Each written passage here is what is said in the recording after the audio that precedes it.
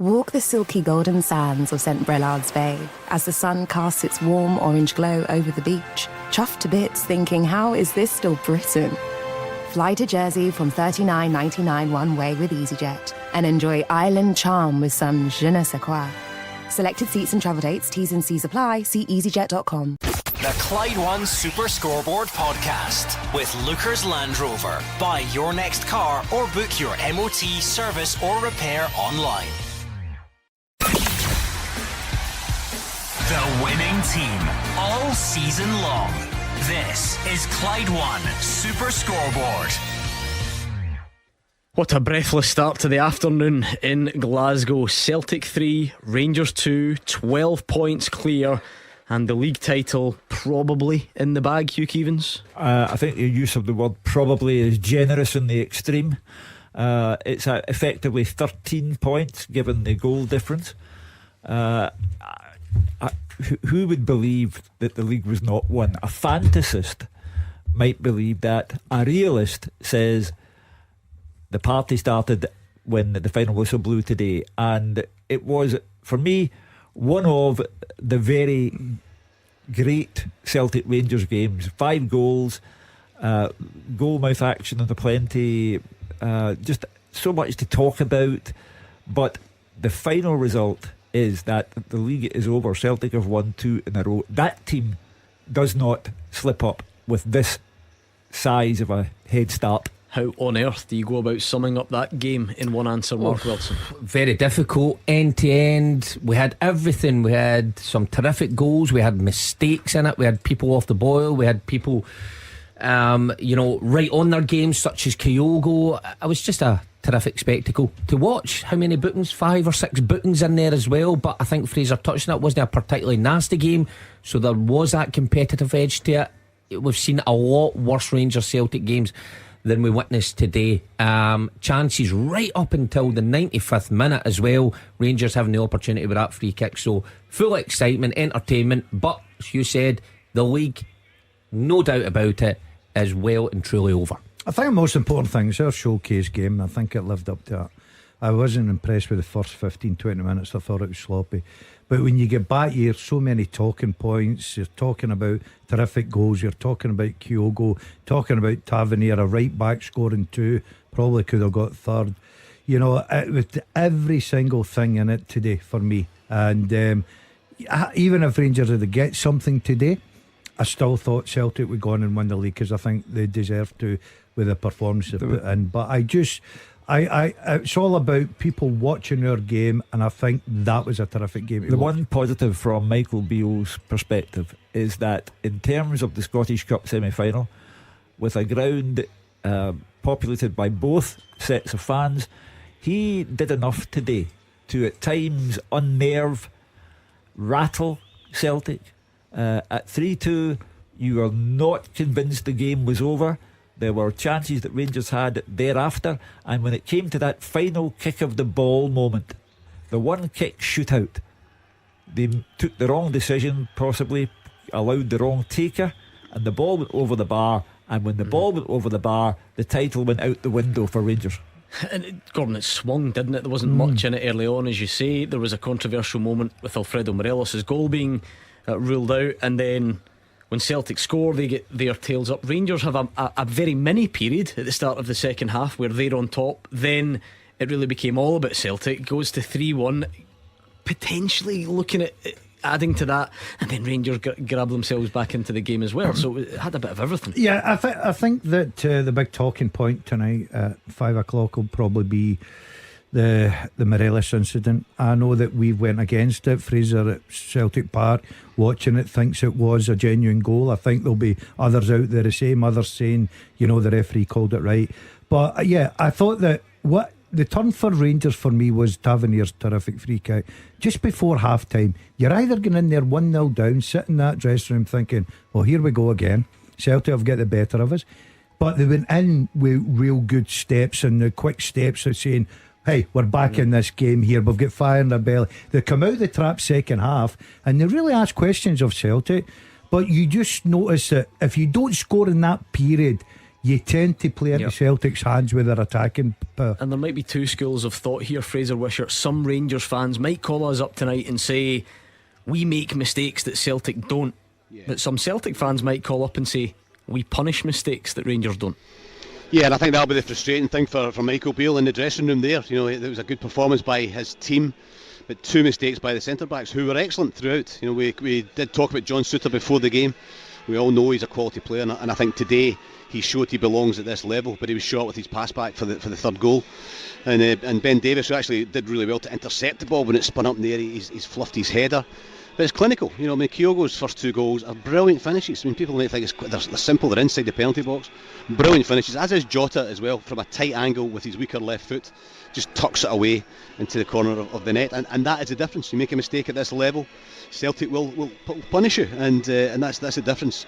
I'm sure Rangers will take a lot out of it, but it shows though there's a bit of work to be done in the summer, and when you're looking at the number of players who are out of contract, then how many are actually going to get a new contract, how many are going to stay, because that will be decided probably on the budget and where they're going to focus. And then with Michael Beale talking about 4 or 5 players coming in, you can't empty every single player that's out of contract, so that's going to be interesting coming forward. But there was enough there to give Rangers fans a bit of heart, I think, going into the semi-final. Yep. But yet again, they just come up a bit short.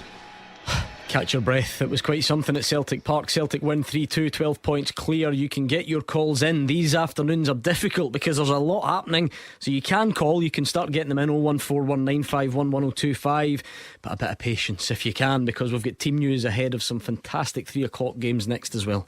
And now a word from our podcast sponsor, Lookers Motor Group. They've got Jaguar, Land Rover and Volvo showrooms across Glasgow and the West, so you can find the new or used approved car that's right for you. The Land Rover showrooms can be found in Motherwell, Darnley and the north of Glasgow, with their Jaguar and Volvo showroom found in Hillington. And right now at lookers.co.uk you can browse and shop 24/7, value your part exchange, order and take delivery from the comfort of your own home. Every approved used Jaguar, Land Rover or Volvo comes with a minimum of 12 months warranty, roadside assistance, MOT test warranty, an independent mileage and service history check, software updates and lots more. Check out lookers.co.uk to get your new or used approved Land Rover, Jaguar or Volvo today. Now back to the podcast. Walk the silky golden sands of St Brelard's Bay as the sun casts its warm orange glow over the beach. Chuffed to bits thinking, how is this still Britain? Fly to Jersey from $39.99 one way with EasyJet and enjoy island charm with some je ne sais quoi. Selected seats and travel dates, T's and C's apply. See easyjet.com. The fastest goals, the expert opinions. This is Clyde One Super Scoreboard. Celtic 3, Rangers 2, 12 points the gap at the top. What did you make of it? Just open the phone lines and let it flow. But it is a Saturday afternoon, so we do have to look at some other very important business as well. So you can get them in on 01419511025. The proper phone in kicks off at 5 o'clock, but we'll still take calls up until then as well. Let's go to some other games. I get the way priorities work for a lot of people in this city, Roger Hanna, but try telling Hearts fans that their game is not as important today. Yeah, we had a moment of light comedy about 5 minutes ago, Gordon. You'll be well aware of the graffiti protest in the plaza outside the main stand here at Tynecastle against Robbie Neilson last weekend after that run for Hearts went to 5 defeats in 6, and it was reminiscent of the day Hearts fans flew a plane over this stadium protesting about Neilson's first spell in charge. And about 5 or 10 minutes ago, a helicopter was flying over the stadium, and everyone in sync all looked up wondering if it was pulling some message behind, and it wasn't. It was just a helicopter going about its daily business. But it just shows the pressure that Robbie Neilson is on. Astonishingly, Hearts are still third, you know, but Aberdeen, Hibs and of course 5th place St Mirren, who come here today, they're all in the hunt for these European places, and an away win for the Buddies this afternoon would lift them to within 1 point of the Jambos, and Aberdeen of course could then go above them. So they're big stakes. There's Europa League football, playoff round potentially, group stage football again in the Conference League for whoever finishes third. And St Mirren are in that hunt as well. It is 10 years since they won here. John McGinn was among the scorers. That takes you back to how long it was. But there's not much between them this season. They met twice inside 6 days in January, Gordon. Hearts won 1-0 here.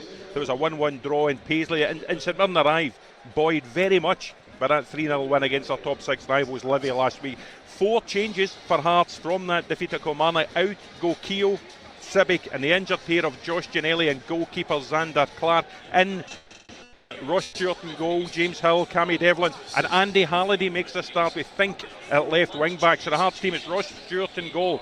Back three of James Hill, Kai Rose and Stephen Kingsley. Across the middle, Michael Smith, Cammy Devlin, Robert Snodgrass and Andy Halliday. And then George Grant and Alan Forrest will support the captain and top scorer, Lawrence Shanklin. On the bench, Stone, Haring, Keogh, Mackay, Cochrane, Civic, Humphreys, Kruall and Oda. St Mirren, unsurprisingly, unchanged from that win against Livy. Trevor Carson in goal. The back three of Marcus Fraser, Joe Shaughnessy, the skipper, and Charles Dunn. Across the middle, Ryan Strain, Keanu Bacchus, Mark O'Hara, Alec Gogic and Thierry Small. And up top, Curtis Main with Tony Watt, who had some very interesting things to say about his parent club Dundee United in this morning's newspapers. On the bench, Orminsky, Taylor, Gallagher, Sanser, Flynn, Boyd Muntz, Kilty, Offord and Grieve. The referee is Matthew McDermott and our VAR is Graham Granger. Huge game that at Tynecastle for both teams, but from a avoiding crisis or reducing crisis point of view, it's certainly a big one for Hearts and St Mirren in a good run of form there, so we're looking forward to that one for sure. What about Motherwell against Livingston, Gabriel? Yes, Gordon, well, 7th versus 8th in the league here at Fir Park, but these are two teams with differing ambitions, and it's been that way all campaign. Motherwell's aim all year has been about avoiding the drop. Livy still have eyes on the top six. Let's start with the hosts. They look condemned under previous management, but what a job Stuart Kettlewell has done since he's come in here. The team have won 4 of their 6 matches, only lost once, and that was to Rangers. Their safety is almost secured. The top 6, though, just a little bit too far for them. They had a brilliant 3-1 win at Hibernian last weekend, and Kettlewell keeps the exact starting 11 from that day. It shows you the faith he has in his team right now. It's going to be that 3 at the back formation, 3-4-1-2 it looks like on the pitch. Captain Liam Kelly is in goal. A back 3 of Paul McGinn, Callum Butcher and Dan Casey. Max Johnson will be right wing back. James Furlong will be on the other side. Sean Goss and Dean Cornelius in the middle of the park. Blair Spittle will play in that number 10 role. It's Mikkel Mandron up top, along with Kevin Van Veen. The Dutchman has 20 goals already this season. Substitutes: Oxborough, O'Donnell, Lammy, Mugabe, Slattery, Aitchison, McKinstry, Blaney and Payton. Well, what about the visitors, Livy? They look set for a stunning top 6 finish several weeks ago, but they've lost 5 of their last 7. It leaves them just outside where they want to be, but a victory today would propel them into the top half with just 2 games to play before the all-important split. However, the Steelmen are Livy's bogey team. They have not won any of the last 8 meetings between these two sides. Manager David Martindale makes 3 changes to the team that lost 3-0 to St Mirren last weekend. Boys, Pittman and Shinnie are on the bench. Bradley, Omyonga and Kelly come in. It's more of a 4-4-2 formation, we think, today. A Shamal George is in goal. A back 4 of Nicky Devlin, Louis DeLucas, Jack Fitzwater and James Penrice. Jason Holt, Stefan Omyonga, Stephen Kelly and Stephen Bradley will be the midfielders, with Joel Newbley and Curtis Guthrie up top. Only 8 substitutes for Livy today: Hamilton, Brandon, Boys, Shinnie, Kelly, Pittman, Bahambula and Anderson. The referee here is Grant Irvin, and Stephen McLean is on the VAR. Yeah, looking forward to that one. Certainly more immediately at stake for Livingston, but Motherwell fans would have taken this, wouldn't they, a few weeks ago, given the recent improvement. So let's go to St Johnstone, Ross County. Now that is a big one again for both, but particularly the visitors, David Friel. Yeah, it's a big one, Gordon. There's a lot at stake for both. The sun's shining here. The much maligned McDermott Park pitch is looking pretty good, the best I've seen in a long time. And I just wonder, although there's a lot at stake for County, if it's all set up for a first St Johnstone home win in 5 months. St Johnstone, as you say, they're 10 points above Dundee United at bottom. They haven't really been quoted in the relegation debate, but they're only 8 ahead of Ross County, and I think Callum Davison won't want that gap getting any smaller today. His side aren't in great form. They've gone 4 games without a win. They've only actually won twice in their last 13 league outings. And as I mentioned earlier, the home form is the real issue. They haven't won here since beating Rangers on the 6th of November. That seems like a lifetime ago. So it's clearly need a win, and they'll need to do it without Andy Considine, who was obviously sent off against Aberdeen last week. James Brown replaces him in the back 3, and that's the only change from the St Johnstone team last week. So it's Ryan Matthews in goals, Ryan McGowan, Liam Gordon and James Brown at the back. Drew Wright, Daniel Phillips, Milka Hallberg and Adam Montgomery across the middle, with David Witherspoon in behind Zach Rudden and Stevie May. Subs for St Johnstone are Sinclair, McPherson, Mitchell, Murphy, McLennan, Bear, Moreland, Gallagher and Carey. As you said, County are fighting for their lives. They really need a win. They're only 2 points above Dundee United, who obviously play tomorrow. They badly need the points. I think obviously to put a bit of pressure on Jim Goodwin side out that game tomorrow would be good for Malky Mackay's team. They battled well against Celtic last weekend, took a bit of plaudits, but they still come away with nothing, and they've now lost 5 of their last 6 games. So they are struggling a bit, Ross County. They also suffered a blow this week. Ross Callaghan is out for the season to an ACL. He's also an important player from. And Guillaume Edwards, who's made a real impact since coming on loan in January, also misses out through injury. Josh Sims is in to replace him in the only change from the Celtic game. So it's Ross Laidlaw in goals, Conor Randall, Dylan Smith, still only 16, playing at the back. Alec Iacoviti and George Harmon complete the back four. David Kincola, Victor Latoure, Noah Kenny, Joe Sims across the middle with Eamon Brophy and Jordan White up front. Subs for Ross County are Monroe, Aurora Edwards, Samuel Watson, Stones, Murray, Hawula, McPhee and Williamson. The referee at McDermott Park is Alan Muir and the VAR is Ewan Anderson. OK, what about Aberdeen Kilmarnock, Dave Galloway? Well, as we know, it's an exciting race for third place, Gordon, with Aberdeen breathing down Hearts next, but also looking in their rear view mirrors with St Mirren and Hibs within 4 points of them. Out with the old firm, the Dons are the Premiership's form side, having racked up 4 successive wins and 5 out of 6. Kilmarnock have so much to play for as well, of course, as they try to haul themselves further away from the bottom 2, and they will be boosted by last weekend's win over Hearts with 10 men as well. They've taken 4 points from their last 2 games. It's a clash that sees Barry Robson facing the man who signed him for Aberdeen, his friend and former mentor Derek McInnes. That friendship, though, will certainly be set aside for a while this afternoon. To the teams, Aberdeen make one change. Duncan is in for the suspended shinny, so it's Roos in goals, a back 3 of Pollock, McDonald and Scales. Midfield, McCrory, Ramadani, Duncan, Clarkson and Hayes, with the front 2 of Majowski and Duke.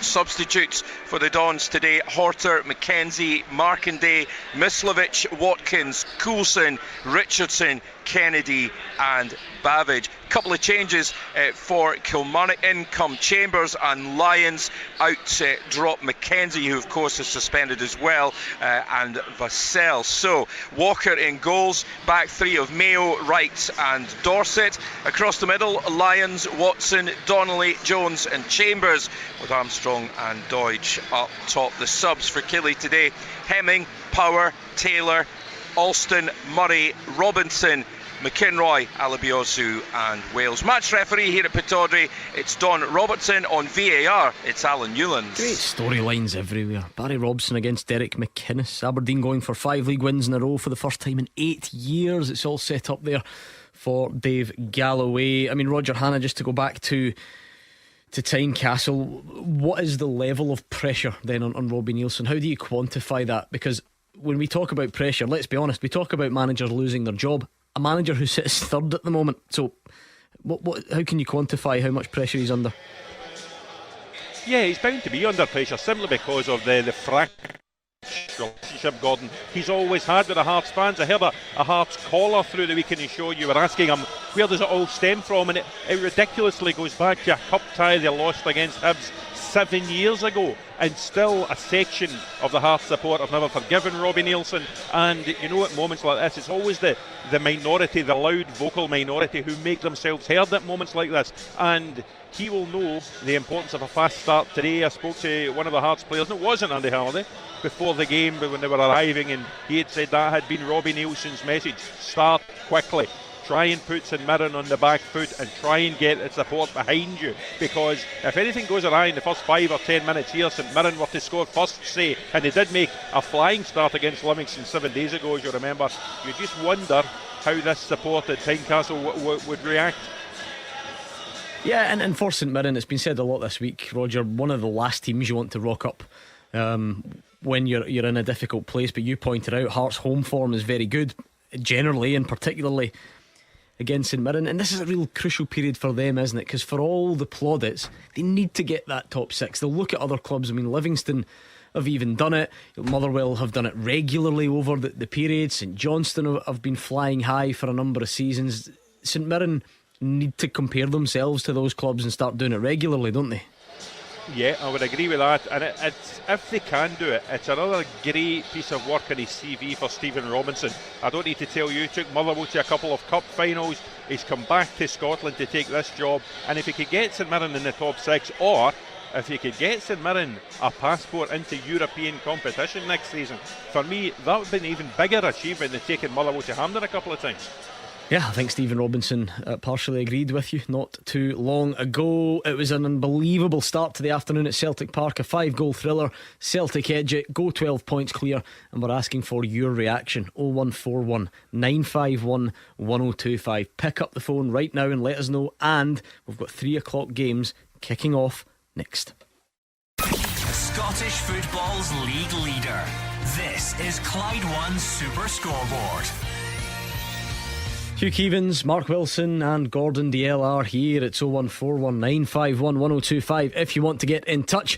But it's also 3 o'clock on a Saturday afternoon, so we're spinning a number of plates here. But do get your calls in, give us your reaction. Fraser Wishart is still at Celtic Park, so we'll push our luck and keep a hold of him, certainly for the first couple of calls, given that he was an eyewitness. But we do have 3 o'clock games getting underway as well. Who came closest on the predictor for the Celtic Rangers game? 2-2. I had 2-1 Celtic, so I said Celtic would score 3, so I think we're on the runner. I'm giving it to you. Victory, How yeah. are you? I get 4 goals. I said Celtic would You win got by the outcome of the game wrong.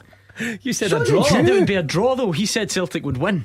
Come on, So this is did not Mark. difficult. This isn't. I'm just 2-1, giving it to you. 3-2. He said Celtic would score 3. Celtic by an odd goal. That's what I predicted. Exactly. Give it to Hugh. And you didn't predict Rangers to score, and he did. You're right. Victory, Mr. Keevins.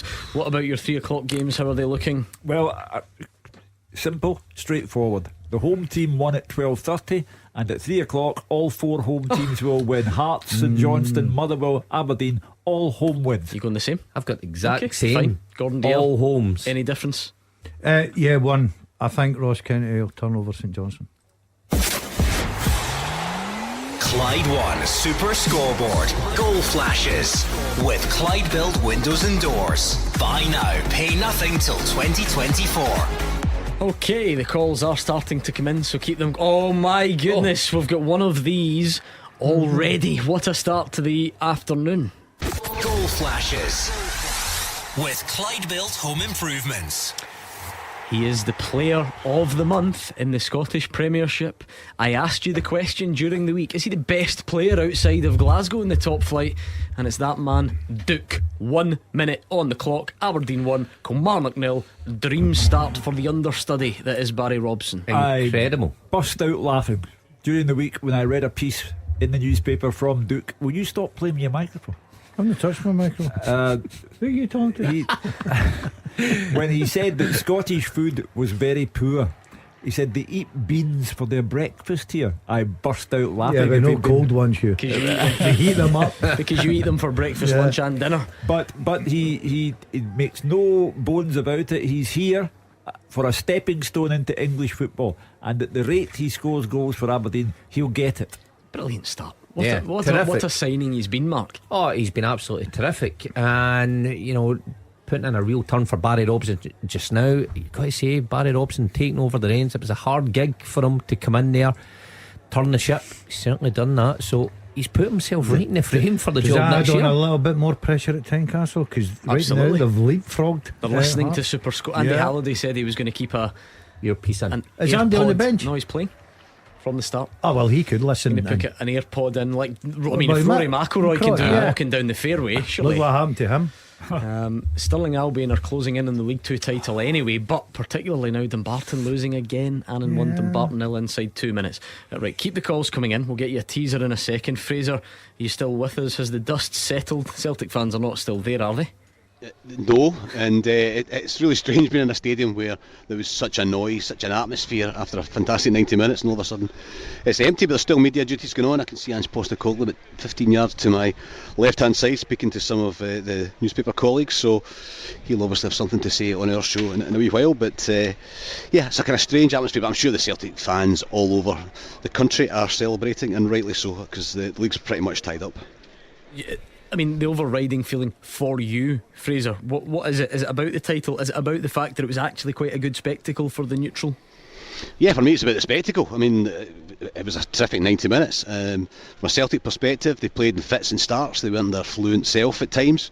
But I think a lot of that's down to the way Rangers played. They pressed the game high up. In midfield, I think Raskin and Jack did a decent job as well.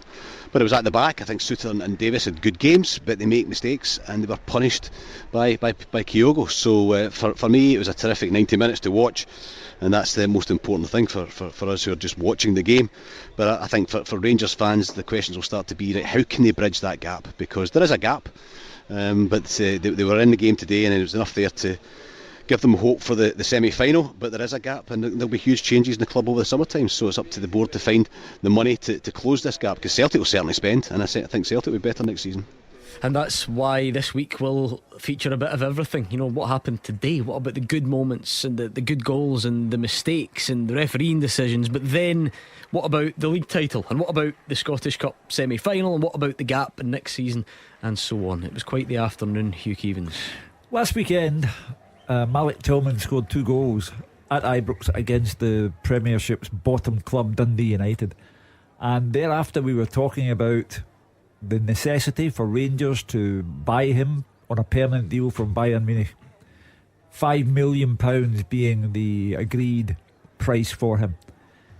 Today, yet again, he was pretty much a non-contributor in a Celtic match, and I wonder if that might be something that Rangers ponder, because if you take £5 million out of your budget to buy someone who was already there, how much is left to strengthen the squad further? And that might well be another one of the talking points, so please do get them started. 01419511025. But it's a busy Saturday afternoon, so we'll get there, and then come 5 o'clock we go wall to wall calls between then and the end of the show. Let's get the teaser up and running, Hugh, whilst we line up our first call. The first half teaser with the scottishsun.co.uk/football for the best football news and opinion online.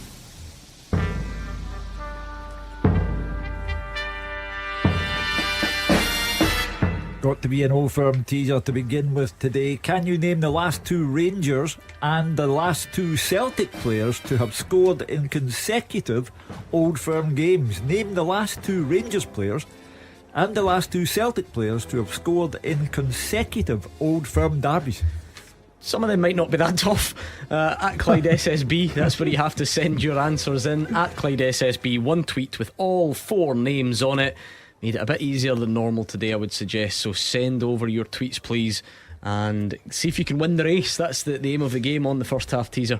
Get thinking. Only 4 answers. Very doable today. Very, very doable. Peterhead 1, FC Edinburgh 0 on the League One score lines so far. We'll keep an eye on the Palmerston Pep. That's a big game in the race for the playoffs. He's away to Alloa. Away. Home one. It's a big one. That is a big one. Home one. Manager of the month, of course. Yeah, that's what I mean. Minute you get manager of the month. Well, were you? Did you yeah, got it. Doesn't matter who. It certainly wasn't Breaking, was it? No, it wasn't Breaking. So that narrows it down. You didn't even get one of the month. I got it with Airdrie my first 4 weeks into football. Won all the games, then it went dramatically downhill. After that, I still got the trophy. Sometimes I dust it down and just look at it. They were the days. The good old Airdrie I days. worked with the best director of football. You see, you didn't even know. That's what you're the trophy should have been mine. The man upstairs should have maybe delivered me a hamper to say, well done, you've done great. What brought you? I find his utter dismissal of your football career, your managerial career, and your life in general to be upsetting. Oh, what a big goal. Falkirk 1, Dunfermline 0. Dunfermline are closing in on that title. I think they had designs on winning today, then winning midweek, and that would be it. Is that right? It would be over the line. But Aidan Nisbet's got Falkirk 1 in front there. We always get fascinated about the crowd in that hold that thought. We've got another one of these already. Goal flashes with Clyde Built Home Improvements. And some goal scorers just don't surprise you anymore. It's Kevin Van Veen. It's a great driving run from Furlong, cut across to Van Veen, couple of touches, and then rifles it into the roof of the net. Red hot form, Kevin Van Veen this season. That's him up to 17 in the league, even more if you factor in all competitions. So he's absolutely flying, Gordon. Well, everybody talks about Duke, and yeah, he's a great signing. You look at Motherwell, when they needed someone to step up to the plate. I know they changed their manager and things changed for him, but for a striker, that's him over 20 goals in all competitions. For a team that was down there, we were all thinking they could get relegated not that long ago. Absolutely brilliant return from Kevin Van Veen. Yeah, that's incredible. You think we were, waxing lyrical about Lawrence Shankland and how well he was doing for Hearts, and he's on 18 goals, and then you've got Van Veen, just one behind him, might go level with him in the league in terms of goals this afternoon. He's been terrific, but I'll keep going back to the point I made at the start of the season. I don't think we were seeing the best of him because he didn't have willing runners round about him. He doesn't move very much. That's why I've never got his name on the back of my strip, because I don't know much as a letter, but I'm just looking over Gordon's shoulder there, and it'll be a right few quid. I'll tell you what, it's not that long. It's only 7 letters. But how many letters is in DL? Anyway, 12 letters. Kevin in the back. Who gets the first name? He's getting the first name. I'm on the full plot. You don't get the first name, mate. Stop this, guy. I would call him enumerate if I thought he knew what it meant. But all praise for Kevin Van Veen. But what about Stuart Kettlewell, the manager? What a job. Yeah. On the night that Wraith Rovers put Motherwell out the cup, they were a doomed club and looked a shambles, and they took a chance on Stuart Kettlewell. Fortunately for them, he was on the premises anyway, and he has done an outstanding job. Yeah, he absolutely has. Right, let's get our first call to react to the game at Celtic Park. Earlier it finished Celtic 3, Rangers 2, 12 points now the gap. How does Matt, a Rangers fan on the line, sum it all up? Shocking defensive suicide by Rangers today, but I wouldn't worry about the Scottish Cup final if they can sort it out. It's having to sit with your son to a Celtic supporter for being murder. Oh, that's a sore one.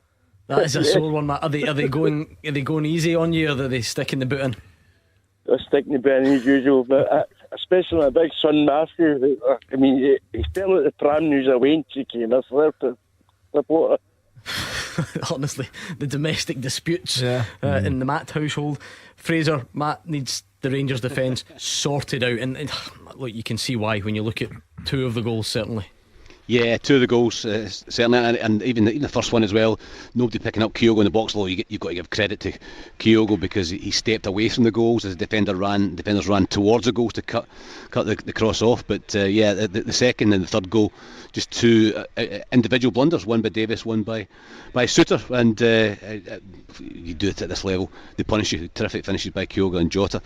So I thought John Suter did enough to show, and he was certainly fit enough to play the full 90 minutes and compete there, that he can play for Rangers, play at this level, but he's got to cut out those mistakes, and if that's the one thing that you don't do against Celtic, because they'll punish you. And what does that look like, Fraser, in terms of, do you just completely write that off and say, individual mistakes and then these things happen and you can't legislate for them, or can you? Or do you also need to then immediately bring into the equation that Celtic did make mistakes today at the back? They did, but you don't notice them the same because Rangers don't punish Celtic the way Celtic punish Rangers. So is it then an attacking problem that you need to mention at the same time? Well, yeah, I think it's a bit of both at both ends, and you're talking about the Morelos chance where I think he mishit it. I haven't seen it back, but he seemed to hit it into the ground. A good save by Joe Hart at the back post. He had a header that I think that hit to his own player on the line as well. Cantwell that had a volley. There was a period at the start of the second half where Celtic were on the back foot and the fans were getting animated, and so much so that Ange Postecoglou made the change. He changed formation, which he rarely does. He brings on Iwata to try and give him a bit more strength in that midfield area. And from there, there was a springboard for them to go and win the game. But the Rangers had their chances throughout the game.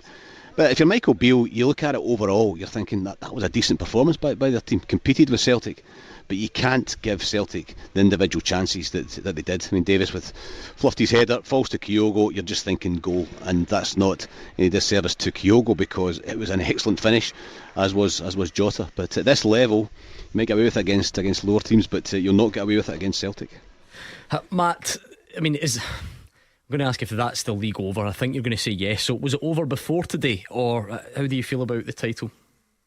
It was over before the day. This isn't matter what Rangers done today, but I can think that Michael Beale's love child, who's Ryan Kent, was non-existent today. I mean, the goal that got chopped off him was shocking, but Rangers done something today that they competed today.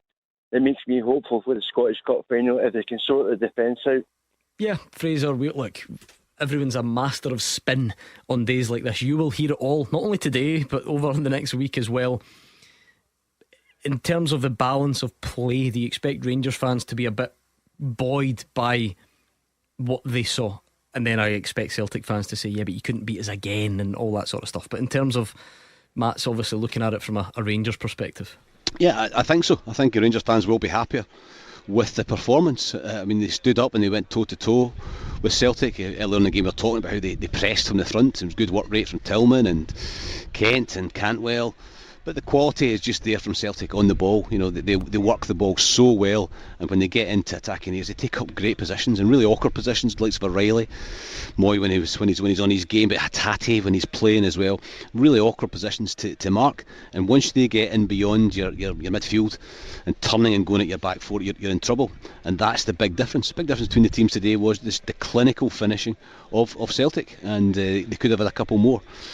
But I do think Rangers supporters will feel far better with the performance than they did after the cup final, when I think there was a lot of despondency around. But there's still that gap, and it's just up to the players now to cut those individual mistakes, because without that they can perhaps bridge that gap for the semi-final. But obviously Celtic will be huge favourites.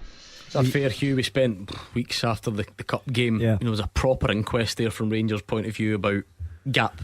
Yeah. Well, on the performance, will that happen this time? Should it happen? I don't think it should be that type of inquest. I think if you love football and you understand that this is our flagship game, Celtic versus Rangers or Rangers versus Celtic, you want it to look the way it looked today.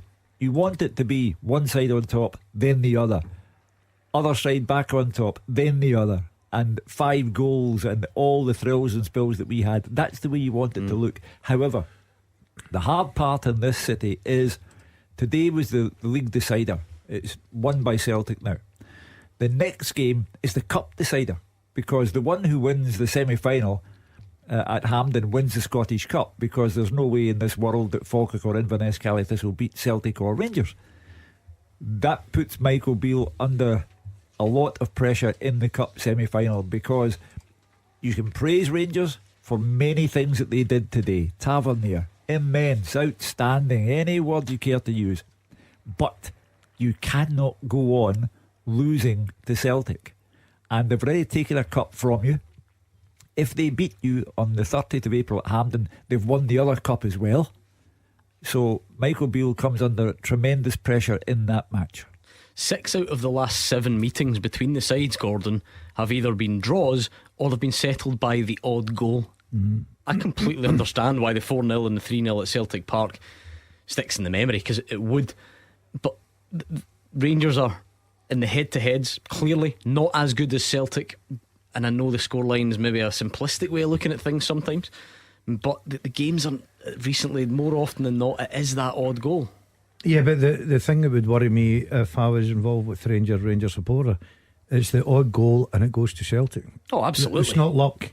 Celtic have just get the beating of Rangers just now, and what I think we're doing with Rangers against Celtic is we're looking at are they bridging the gap? Yeah, they'll be happy with a performance. This is Rangers Celtic games. It's not about the performance, it's about winning the games. And just now, until that last 10 minutes, you're thinking, oh, Rangers could go out here with a draw. If they go out there with a draw, I would have been saying brilliant result. I just think there's a bit of a gap still to close going forward, and I think Michael Beale needs transfer windows to. Mark, that may well be the case, but at the same time, when Michael Beale enters the building, the one that's sticking in everybody's memory is Celtic 4, Rangers 0. Yeah. They've not done enough yet. They're not as good as Celtic yet, so that's just there for everyone to see. But in terms of heading in the right direction, even if it's slowly, even if it's slightly, is that what we've seen? Yeah, because those games have got closer. My argument about that would be the last game, today's game, the semi-final, and the game at Ibrox. Michael Beale's had 3 pops, not won any of them, and you could say Celtic haven't been at their best at all in any of them. Even today, I thought they were off it.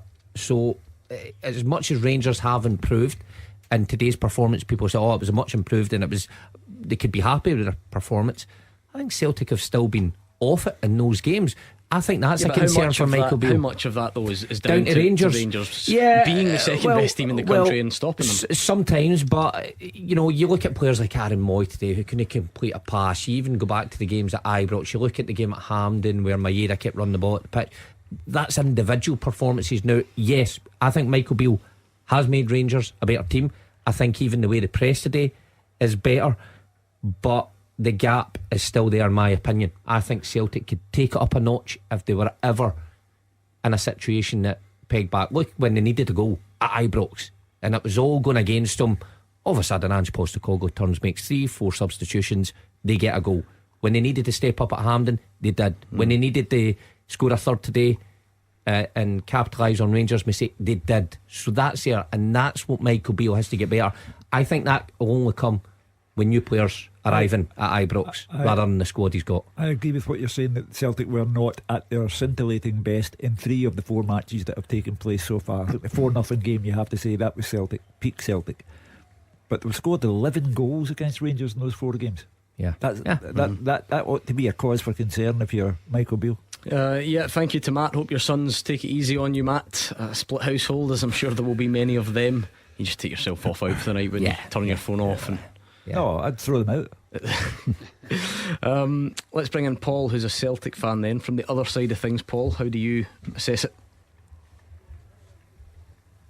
Oh, can't hear Paul for some reason. Paul, can you hear us? Yes, you hear me? Yeah. How do you assess today's game? Hi Gordon, hi guys.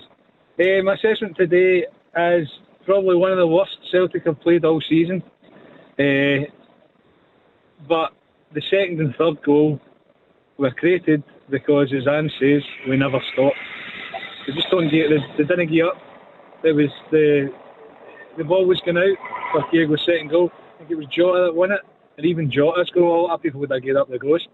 They never played well, but they don't give up. They don't give in. Alistair Johnston, the guy's top class. I mean, I know I keep going on with it, but a total upgrade in Juranovic as a defender. I don't want to get into that again, but the guy is brilliant, big, strong man. I thought Celtic, again, I can't fault them, because even when they're not at it, and Aaron Moy, that's one of the worst games I've saw from him, but I'd still give him pass marks, because they don't give up, the heads don't go down. I think Ange has instilled this in him, and I heard them shouting on a bit today when they'll no go long, but I thought, I can't fault them, even when they're not playing well. And before everybody says you need to give Rangers credit, I'm not looking at Rangers, I'm looking at Celtic, and they've set that higher standard, but that is probably one of the worst they've played all season. But again, dig deep, they never stop. I mean, Fraser, Alistair Johnson, was he your man of the match? I think he got it in the television coverage. If not, who was?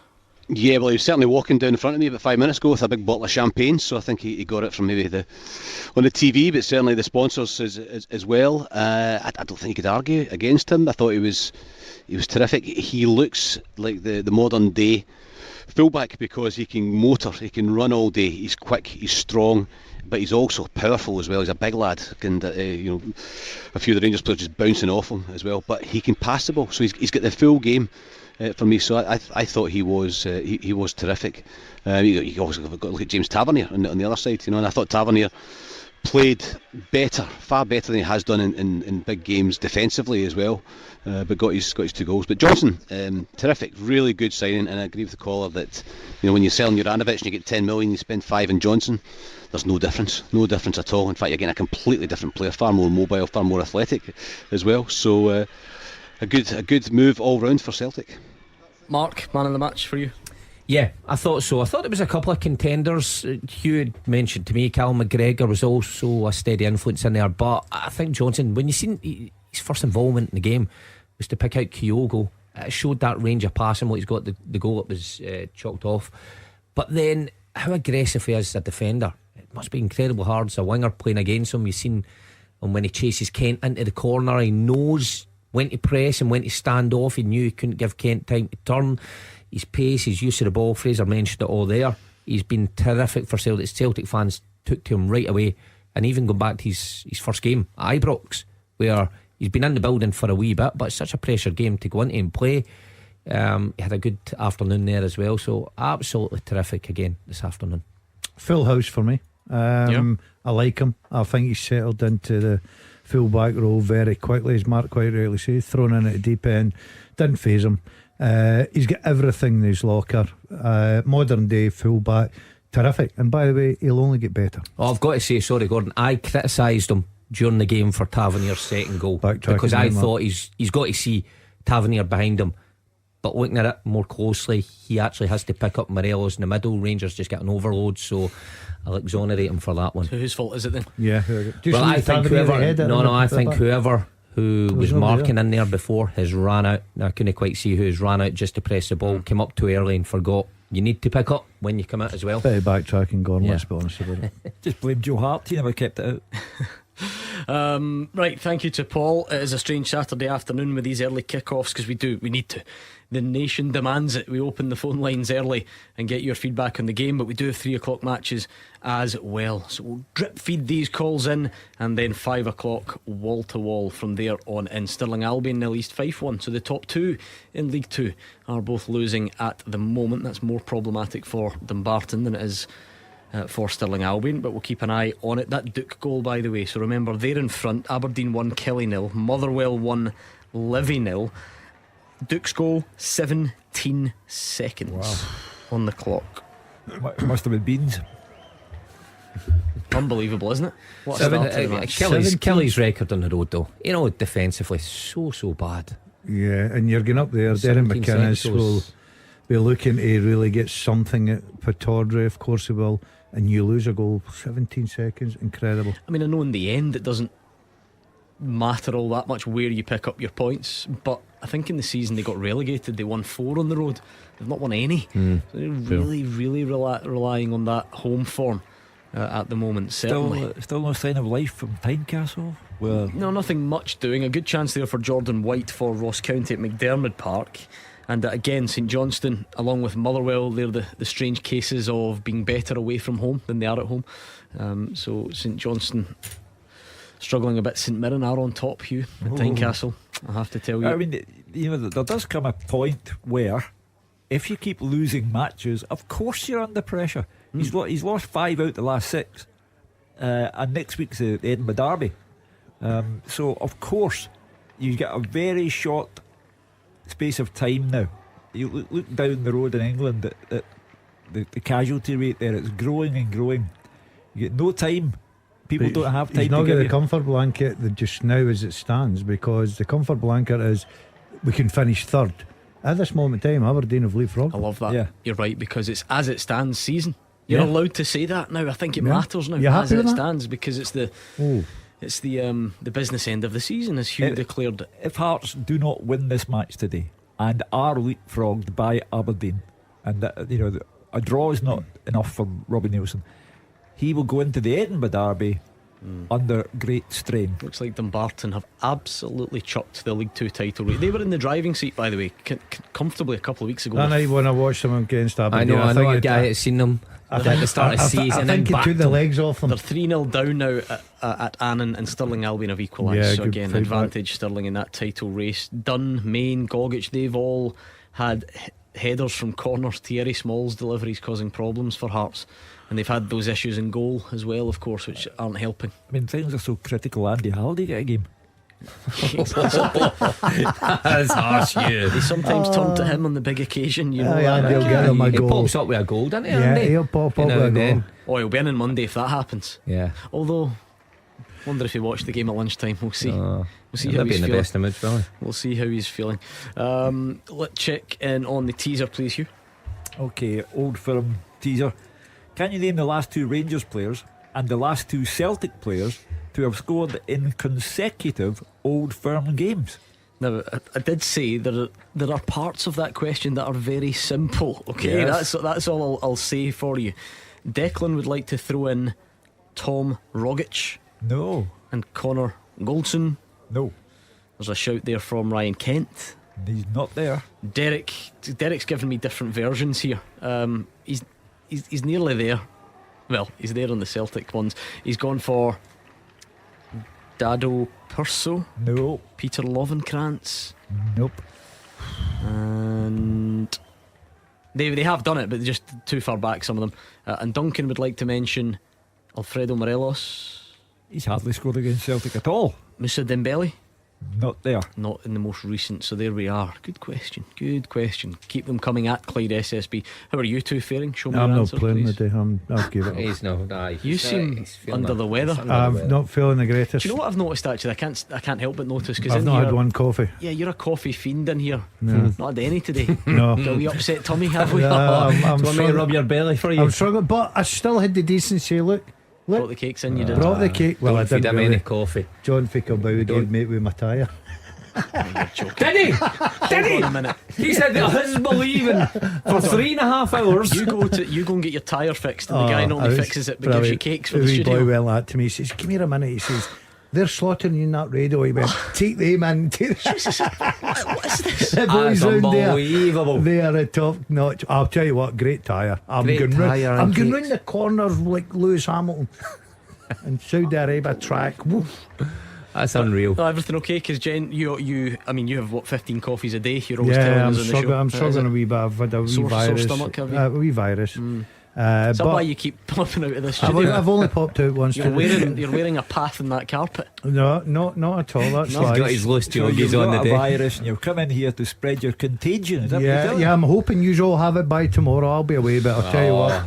There's Where are you going? Chris, get the plunger looked at. there's a. Oh, you don't need a. Stop it! Right, enough. People are having late lunch, early dinner out there. Yeah, the Frank Lampard effect. They're 1-0 down at Wolves. Stranger Can point. he get sacked again? Can he? Sacked tonight. Sacked before the end of the season. Caretaker at Everton next week. A payoff's a payoff. By the way, that boy can walk in a job, can he not? I'd like to have his PR company round about me. What about Graham Potter's PR? I've been the top From radio Chelsea. show in the What world. was that in the regions of? 12 million. He goes to Mauritius, 20 grand. Not a bad 22 10 games. months. Wonder if that's all inclusive, 20 biggins, eh? Does it matter You'd to him? like to Does he think get a wee so. band? Yellow band, he walks up to the bar. Why a wee- yellow? Just out of curiosity. I don't know, because I just thought that's where the bar. You go to a lot of these all inclusives, don't you? Who's that, an all inclusive? Sorry, I've missed that. Graham Potter, 20 grand Mauritius. 20 grand Mauritius. Aye, but I'm thinking, do you get the band? No, how Aye, you get the aye, band you get the to band, go. aye. I've the real vodka, mate. The real vodka. You need to pay the real extra for beer. that. The real beer. I did it. I 20 lads. Hold that thought. I've never been so happy to get away from extreme nonsense on here. Goal flashes with Clyde Built Home Improvements. Kevin Van Veen, what can you say? He has scored yet again. The keeper got a touch on it, maybe could have done better, but it wasn't enough. It's Motherwell 2, Livingston 0, and it is all about that man, Kevin Van Veen. He already passed the 20 goals in all competitions mark last season. That's him up to 18 in the league alone. Matches Lawrence Shankland in second place Great behind stats. Kyogo. Yeah, great stats, particularly how the team has fared this season. I said last season I thought he'd be away. I thought someone would have sat up and took notice of that. What age is he gone to? Yeah, he's in his 30s. Yeah, I don't think it matters when you've got a physical presence like him who can finish, which he can. Then you get interest. Fraser Wishart will just shamelessly take advantage of you. You thought you were only there to discuss Celtic Rangers, but I mean, even with my claret and amber bias, right, I don't know if I can get him on your shortlist at your PFA Scotland Awards in a few weeks' time. But if there was an award for, sort of best of the rest or whatever, bottom 6 player of the year, that sort of thing, you could not ignore this man, could you? There's usually one Old Firm player that's on the list almost every year, so probably him or Lawrence Shankland would be the ones. I think Celtic will dominate the nominations. There's 3 out of 4, but the players sometimes there's always somebody out with the Old Firm that gets in there. You couldn't argue against Van Veen. I mean, to score so many goals, not just a club like Motherwell. I played for Motherwell for many years, and guys like Andy Walker and like Stevie Kirkmill scored nearly 20 goals. Even James McFadden over the years as well, and some really terrific strikers. But to score a goal for Motherwell when they've had such a poor season is a fantastic achievement. So I think him or Lawrence Shankland might just sneak into the nominees. Well, never know. Duke, we said earlier, he could have an option, I suppose. The Palmerston Pep, Alloa 0, Queen of the South 2, a double from Rory Payton. Falkirk 2-0 up in Dunfermline. Oh, it's all gone off here. Marvin Bartley's never He'll looked be- back since you said that you were going to go and watch his team train and then never did. I'm Probably unfortunate. the best I've been thing. busy. Yeah, I'd like to go over and see. I think he's hoping you stay away. Whatever he's doing is obviously productive. Brilliant. Spends his full time in the gym. I don't know how he actually gets any homework done to pass on to his players. He's got to build up his strength to carry that water bottle. That is very true. Motherwell have got the ball in the net again, but the referee or the assistant flags for offside. I think Oh, hold on. VAR is going to take a look at that one for Motherwell. Oh. Goal flashes with Clyde Built Home Improvements. And it has been given. This is rampant from Motherwell. 3-0 up inside 35 minutes against Livingston. Motherwell are enjoying themselves in the Lanarkshire sunshine. It's probably not enough, verging on definitely not enough to get that top 6 spot that looks beyond them. But what a difference a few weeks can make. It was Blair Spittle went through, saved by Shamal George, and Max Johnson followed up. Initially flagged for offside, goal stands. Terrific. What about for Livy though? Livy last week 3 down after 40 minutes, and this week 3 down after 35 minutes. Quick run round to the Livy dressing room, see the half-time hear a half-time tea talk. That'll be good. Hear it from your flat, I suspect. Yeah, my windows are open as well. Yeah, if your walls could talk. Anyway, my walls can't talk. Rory Payton's apparently in the Scottish Sun today pouring praise on Marvin Bartley. Obviously you all read that and you just forgot. Didn't. But that's a great start to his management career. He's doing very well. He suits that tracksuit, nice colour. Would Rory mind if we called him a crawler? Max Johnson credited with that goal, Fraser Wishart, and you just wonder. Hugh Keevins is celebrating because Brighton have equalised, in case you couldn't couldn't pick that one up. Fraser, Motherwell, maybe add on 2 more games and they might make the top 6. Add on maybe even 1 more, but I think they play Celtic again, so they're just probably going to run out of time. But what a turnaround it's been. Yeah, I was at the Wraith Rovers game, heard Hugh talking about the state of it, the state of the club at that point. Stevie Hamill walking out and losing his job, unfortunately for him. But great, they've had good players. I think sometimes you look at a team and you think, well, they're in trouble, and Motherwell were in trouble, but you thought that they had the players to get out of it. But how were they going to turn it round and get the players back in good form? I've been impressed with Blair Spittle in it any time I've seen him. He's come into the team this year as well, and of course Van Veen scoring plenty of goals. Young Max Johnson's come in and done really well, but I think, is he out of contract in the summer, Gordon? Yes. So I don't think he'll be re-signing it. There'll be plenty of offers for him, and unfortunately for Motherwell, they might not get a huge transfer fee because if he's out of contract it goes to a compensation fee. But he's come in and done a terrific job, and a bit of life and energy from some of the younger players. So yes, it's good. But Motherwell have been in the top division for so long, 35, 40 years maybe. It would be a shame if they were in that position to go down, but they're not now. But I think the top 6 just out of their reach. Teams like St Mirren and Hibs are beginning to win a few games as well. Never in my lifetime out of the top flight. They had me worried a few weeks ago. Is that not great listening to Fraser for the old days performing in front of an empty stadium today? I played in that team, Gordon. I played in that. The last Motherwell team to play outside the Premiership was my first season as a pro. So there you go, 84, 85. I bet he came to Clydebank, the club went out of business. Fulham and Palace are the latest to watch Max Johnson, by the way. He's a good player. We moved to London. Perhaps there's still only one right on the teaser, so quickly, Hugh, remind us. Okay. Can you tell me the last 2 Rangers players and the last 2 Celtic players to have scored in consecutive Old Firm games? Right, most people are getting the Celtic ones because they're extremely recent. Okay, right. I mean, staring you in the face, that's all I'm going to say. The Rangers ones are much tougher because you're going further back.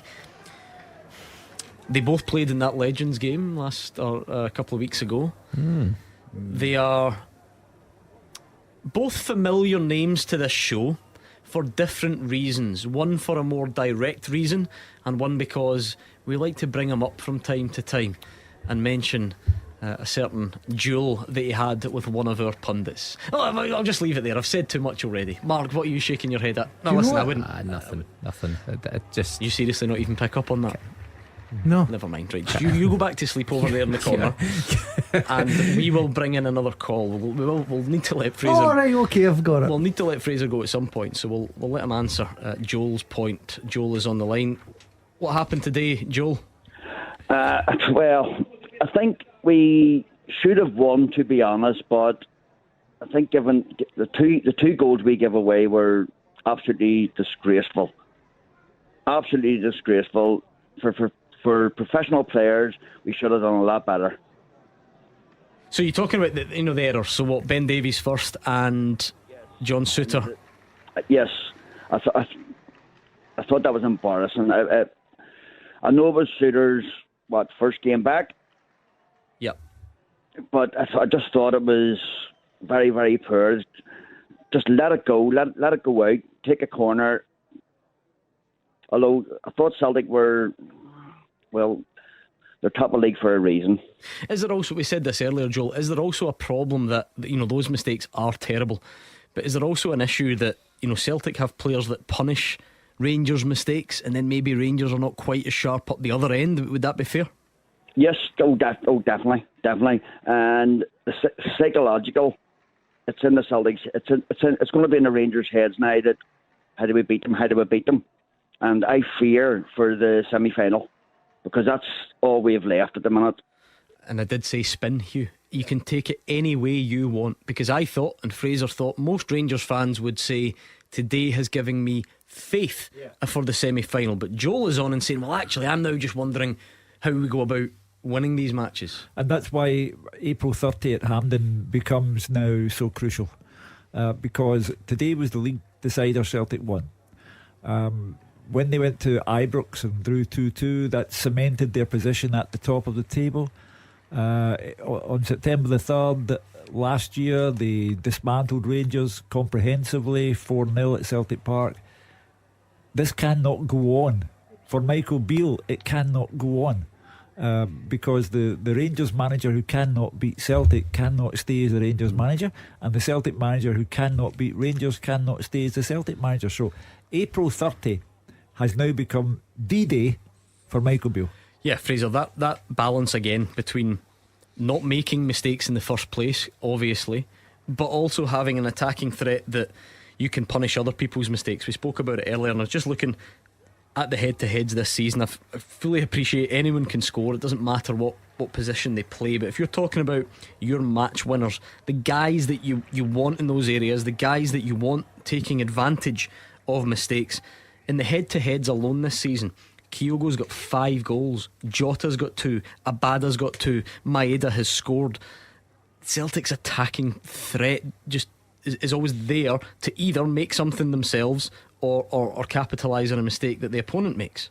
Yeah, and that's the great advantage. We've spoken about it so often on this show that Celtic have in their squad at the moment, because if Maeda's not playing, then they'll bring on Haksabanovic. If Kyogo's not playing well, then they can bring on they've got striking options and forward areas that the Rangers don't have. I mean, to be fair to Rangers, they've suffered a whole host of injuries, long-term injuries to their attacking players. You forget Roof, Lawrence, Hadji, all out long-term injuries, so perhaps the options are not quite there for Rangers, but over the piece, Rangers were far better. I thought in the cup final they were very passive. They kind of sat back, maybe not having the confidence to go toe to toe against Celtic. Today, far better. They took the game to Rangers when they could.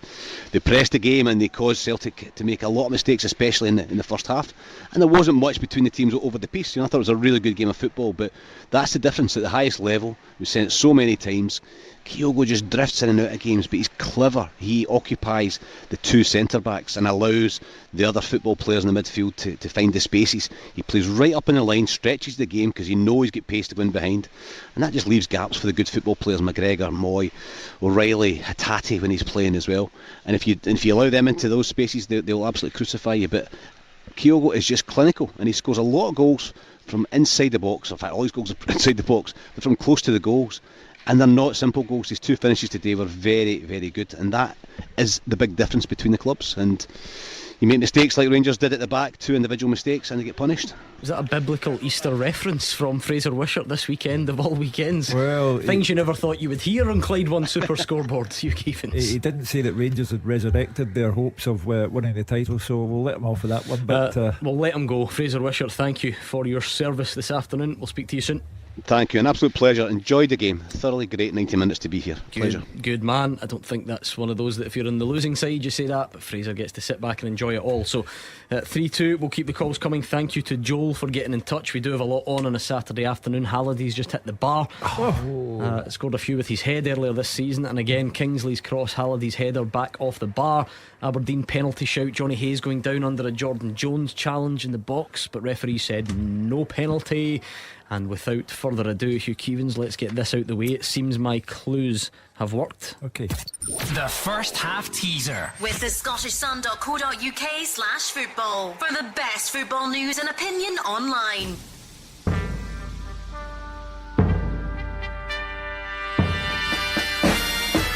The last two Rangers players and the last two Celtic players to have scored in consecutive Old Firm games are, for Celtic, Kyogo Furuhashi, Jota.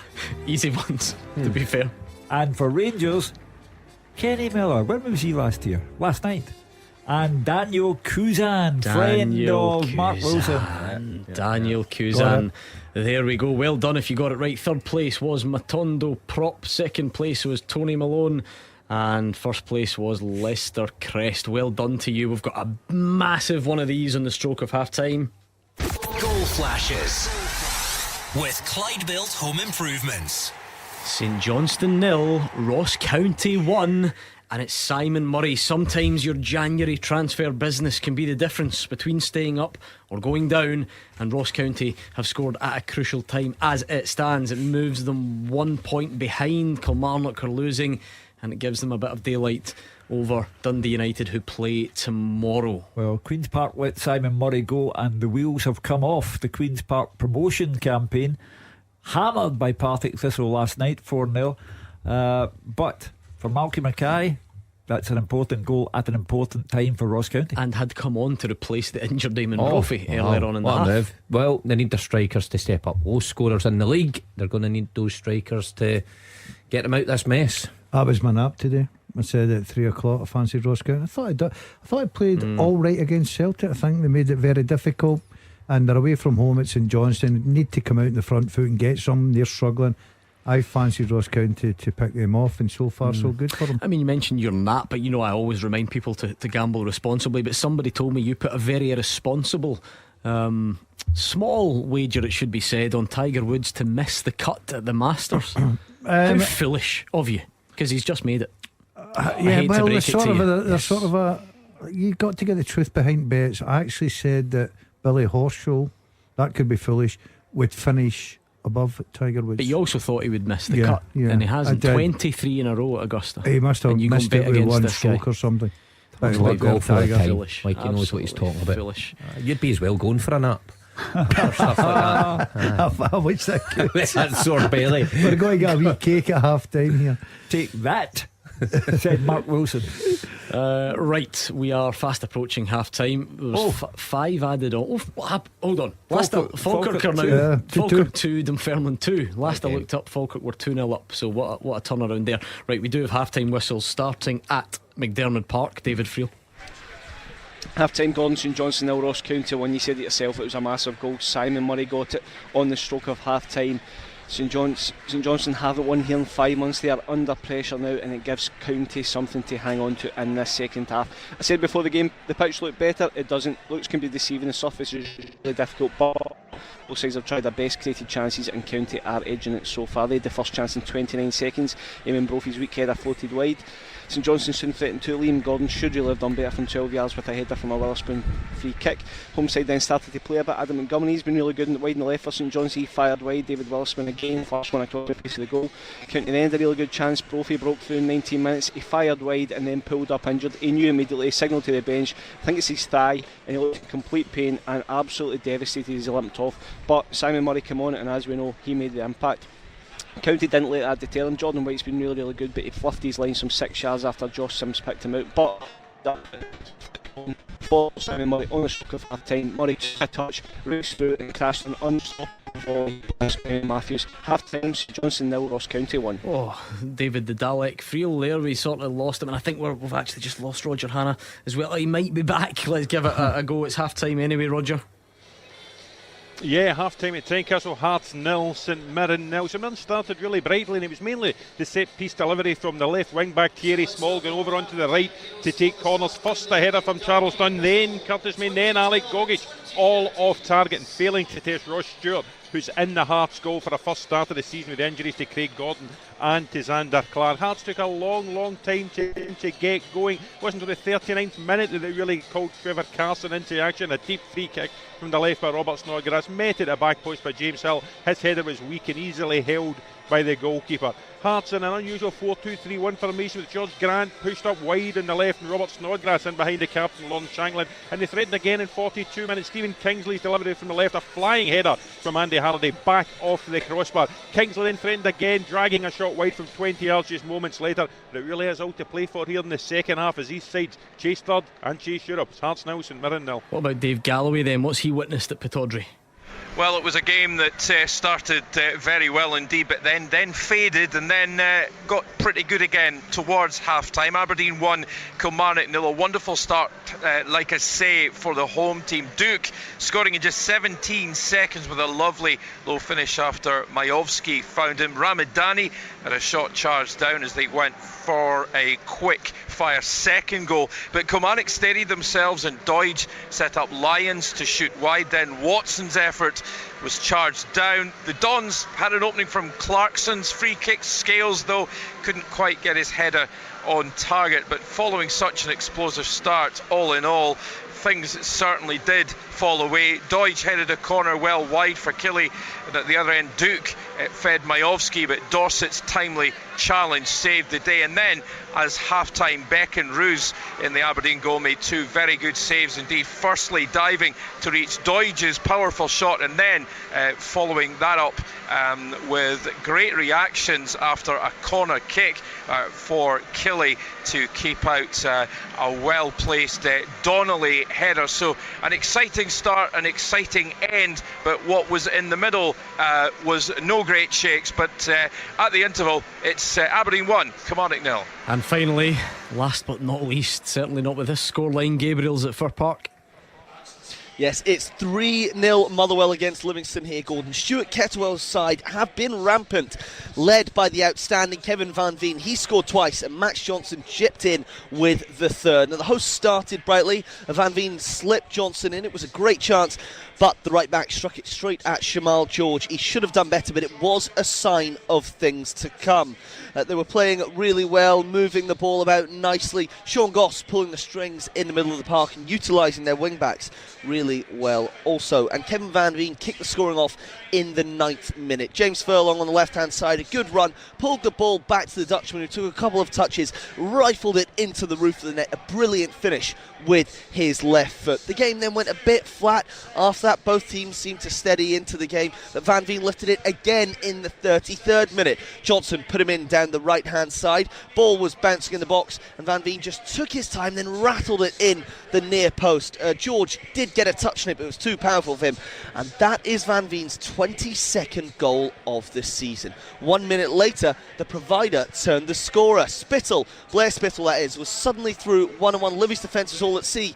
George did make a good save, but Johnston was there to follow it in, stuck the ball into the empty net when it bounced back. It was initially flagged for offside. It seemed like it probably was, but the VAR reviewed it and awarded the goal. Livy have not had much at all. They're not at the races, to be honest. They've had a couple of balls in from wide that Joel Newblay has nearly got on the end of, but no real chances of note. A loss here will be another big blow in David Martindale's top 6 hopes. He will be livid with how easy his team are letting the Steelmen cut through them, and it's the second time in 7 days they've been 3-0 down at the half. Stuart Kettlewell, on the other hand, is looking for his 5th win out of 7. They are on fire here, and he'll be asking his team for more in the second half. It is easy street for Motherwell at the interval. Half time, Motherwell 3, Livingston 0. Half time scores coming up next.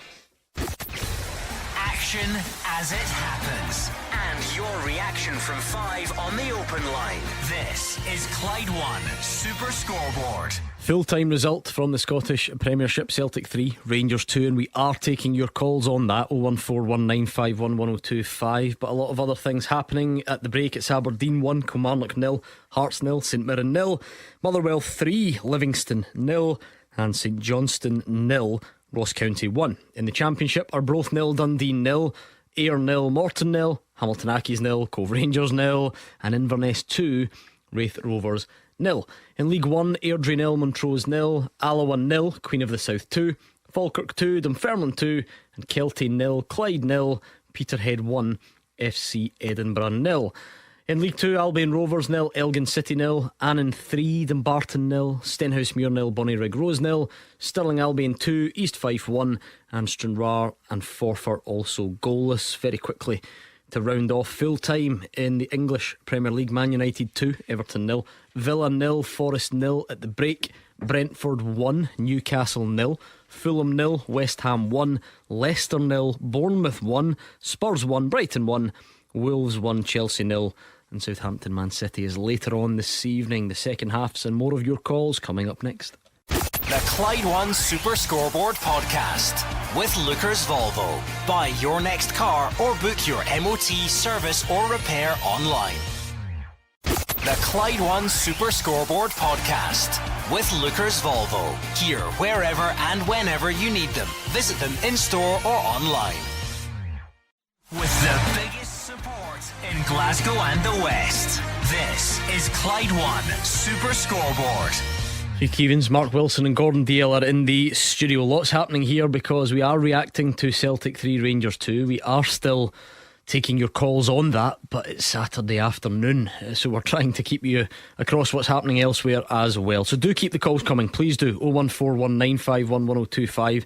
Any of the main talking points from that game at Celtic Park, but we have issues to get over from 3 o'clock as well. Roger Hannah, half time at Tynecastle still, I assume. Is it nervy for these Hearts fans? Yeah, I would say so. I think it's nervy for the Hearts players as well, Gordon. They don't look comfortable at all. I said before 3 o'clock, Robbie Nielsen's mantra had been quick start, get in the front foot, force St Mirren back, and it just didn't materialise at all. If anything, St Mirren were causing the early danger with those succession of corners from Thierry Small. Curtis Main really occupying the two Hearts centre halves, Hill and Rolls. They do not look comfortable at all against the physicality of Main. He has got Tony Watt buzzing around about him, and St Mirren look comfortable in the game. They really do. They look like a team who are comfortable and well set to finish in the top six this season. Yeah, I'd imagine, Hugh, that one's right in the balance. Yeah, it's not a comfortable time for Robbie Nielsen. Right away it should be said that those graffiti artists were completely in the wrong. That's not the way to go about supporting your club. However, fans will be looking at the recent results with an allowable degree of concern, and if Hearts were not to get a win today and then fail to beat Hibs next weekend, the trouble would be on for Robbie Nielsen. Okay, let's get these second halves up and running then. Clyde One Super Scoreboard Goal Flashes with Clyde Build Windows and Doors. Buy now, pay nothing till 2024. Big games all over the place this afternoon, and we're going to look forward to bringing you all the action in the second half. So we've got a game that's finished, I'm sure you've all heard. Celtic winning 3-2 against Rangers at Celtic Park to go 12 points clear. So we're getting your reaction to that on the open line, and we'll start hearing from Ange Postecoglou and Michael Beale as well. So that will be worth tuning into, I'm sure, Hugh Keevins. Yeah, I would imagine that Ange Postecoglou will be happy. He's got his 12-point lead, but he will have been unimpressed by elements of Celtic's display. I would imagine that Michael Beale will speak up in favour of his team, who had good moments in the match, but there's a failing there. Celtic were not at their best, as they have not been in other games against Rangers this season, but they got there, and that's the important thing. And they have scored 11 goals against Rangers so far this season, and there is a massive Scottish Cup semi-final to come on the 30th of this month. So Michael Beale, you can't be happy on the day that you lose to Celtic.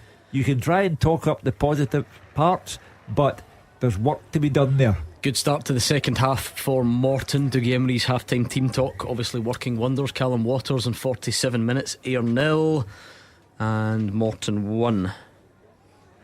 What's happened to her recently? Yeah.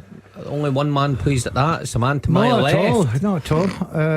I fancied Dare to win that one today. I know it would have been difficult, but obviously you're right. That half-time team talk, they've come out, the traps flying, got that important goal.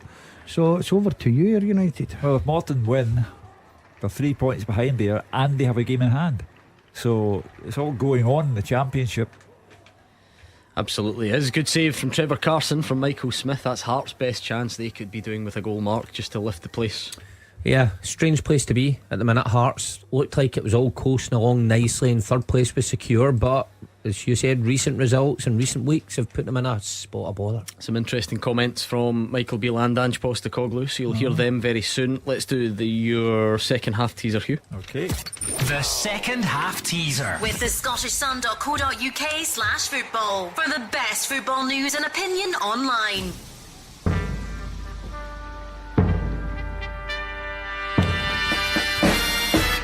I have played alongside Pierre Van Hooijdonk, Willow Flood and Ronaldo Nazario. I have been managed by Kevin Keegan and Bobby Robson. I've played in 4 countries and won 5 league titles, including one in Scotland, and I was in the squad for a major international tournament. Who am I? So I played alongside Pierre Van Hooijdonk, Willow Flood and Ronaldo Nazario. I have been managed by Kevin Keegan and Bobby Robson. I played in 4 countries, won 5 titles, including one in Scotland, and was in the squad for a major international tournament. Great question. R9 for anyone who wants the alternative description. So you're struggling with that there, Ronaldo. I didn't even listen to the question, so I wasn't struggling. You're miles off it today, because usually this is I like this, but this is your chance to shine. You're brilliant at the who am I usually, and but the sore tummy you've got, it just seems to be throwing you off. Yeah, I'm not my sparkling best, but everybody has days like this, and you've got to bounce back, and I will certainly bounce back. Halliday hurt. Two physios on to treat him, but he's tough. He's battling on for now, and on he goes. He's one for his napper and one for his injury. So there we are. No goals to tell you about in the top flight in the second half. Keep the calls coming now, please, on your reaction to the game at Celtic Park earlier. Mark Wilson, are you chuffed with yourself? Do you think you've got the answer? No, he's got no. I think I've got the club. Oh, right, okay. It's connected to. Good start, right? Okay. Yeah. Oh, big goal at the start of the second half. This one. Goal flashes with Clyde Built Home Improvements. St Johnstone 0, Ross County 2, and it's Cancola, a great volley after a corner bounced about. He's picked his moment, lies late, because that is a great time to score. It totally takes the game away from St Johnstone, Hugh, and for Ross County, what that does at the bottom is, well, could be massive. It's not too late for St Johnstone to become a belated worry here in the bottom half of the table. They're just not picking up points. They've got 32 points and they're likely to remain with 32. St Johnstone, Ross County would be 27 points if that scoreline becomes a result. So all of a sudden, 7 games left to play. It's not too late. They're on the slide. Big goal, isn't it? Massive. As I say, I watched St Johnstone last week at home to Celtic, and they made it very difficult for them. I think they've got some decent players, good experienced manager. They've been in this position before. They know how to get out it. I fancied them today, and so far they're producing the goods. Yeah, so that's the only goal in the top flight in the second half. Let's hear from Michael Beale, shall we? This is his reaction to losing 3-2 at Celtic Park. Fine margins. I thought we played well in the game. Obviously 2 big mistakes are quite costly for us at a time where at the start of the second half I thought we came out and started the second half very well. We had a couple of big opportunities to go in front. I thought 1 or 2 VAR decisions were harsh on us today. The first goal, I think if you look at Alfredo's shirt, it's twisted around his back, and I don't think their players trying to play the ball. I think only one player's trying to play the ball, so there was a lot going on with the 2 players, so why pick on our one in that moment? Ben Davis makes a mistake with a clearance up in the air and heading it against Job. It hits his arm, though. It's his arm here, so if it hits his arm, I know it's not outside his body, but to not get one of the 2 is harsh. If we go back to the game, the 2 mistakes cost us, but they're not the only mistakes. We had chances up the other end where we could have been a bit more decisive as well. I thought my team played well throughout and probably deserved a little bit more from the result today. What do you think, Ian, as a Rangers fan? How much do you blame the refereeing and how much do you blame your team? 50-50. I mean, both of them made mistakes, and the ref, I don't know why he chalked off the goal. That is a complete and utter mystery. There was absolutely nothing the matter with it. It was just two guys kind of grappling for the ball. One was doing as much as the other, and Morelos came out on top, and I think what do you call him, Johnston went down really easily, and the referee fell for it, and I think if any Celtic fans were being honest, if that happened to them, they'd be shouting conspiracy. I don't think it was a conspiracy. I think they just got it wrong, but I'm not sure in that situation whether he's obliged to go to the monitor or he has to wait till somebody says to him or whatever. I'm not 100% sure. No, he's never obliged to go unless the VAR Nick Walsh thinks it was a clear and obvious error. That's when that process kicks in. I know everyone gets frustrated at some of the terminology, believe me, I agree as well, but that's it. Kevin Clancy gives the decision on field. Oh, hold on, quickly, let me just tell you this.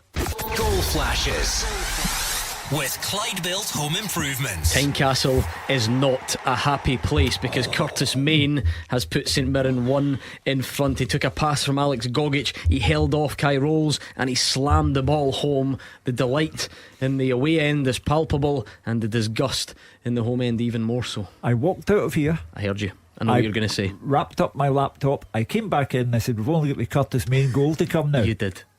And I was the one who tipped Celtic to win by the odd goal. This is my day.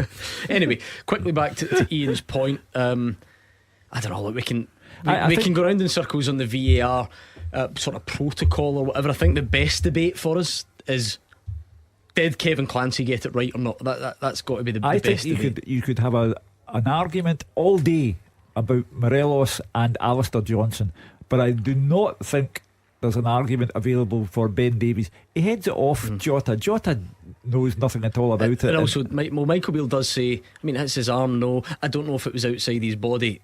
I don't think it was outside his body. I just watched it back to check. It's a different. That's a different proposition, that, by the way, if it's the goal scorer's arm it touches. But, you know, it's Jota's.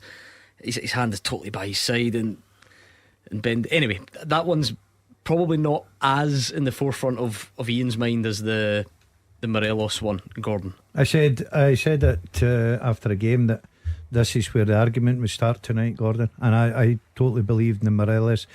Fraser was at the game. He said it should have been a goal. Mark and I looked at it on the TV. We thought that the two hands and the push was enough, and Kevin Clancy's got a good positioning.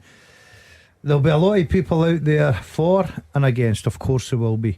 But Kevin Clancy, the man in the middle, made that. I know. But I don't explain your thoughts on it. Right. I think that Morelos and Johnson have both got each other at corner, which happens. And at that vital moment, I think it's the two hands going forward on Johnson's back is where it makes the referee make that decision for me. Mark? I can't disagree with anything Daz says. I'm pretty much in the same boat. I agree that both of them have got each other's shirts. The camera from behind kind of only highlights Morelos' shirt getting twisted, and I think that's where Michael Beale has highlighted that. But I think you can quite clearly see from the other angle Morelos got Johnson as well. But it's when the ball's coming over and Johnson is concentrating the ball coming over, Morelos is clearly behind him. You see their hands come out and push him, and you see right away Johnson going down. Whether it's easy or not, maybe it is a bit easy, maybe it's not enough to put him down, but still a push. And Johnson turns around right away and he flips round, he holds his hands up to the referee. Starfelt joins him. Yeah, so there were players there that. Yeah, I mean, that doesn't mean much. It's just a description of what's going on in terms of. They've had a wrestling match, and the last blow has put Johnson on the ground, and I think the referee was correct in that moment. You're not having it, Ian? No, I mean, I think Johnson. I mean, I do agree that he's kind of pushed him a little bit, but Johnson's. I mean, I know he's going to go down, but he's a big lad. I mean, Morelos is a strong guy.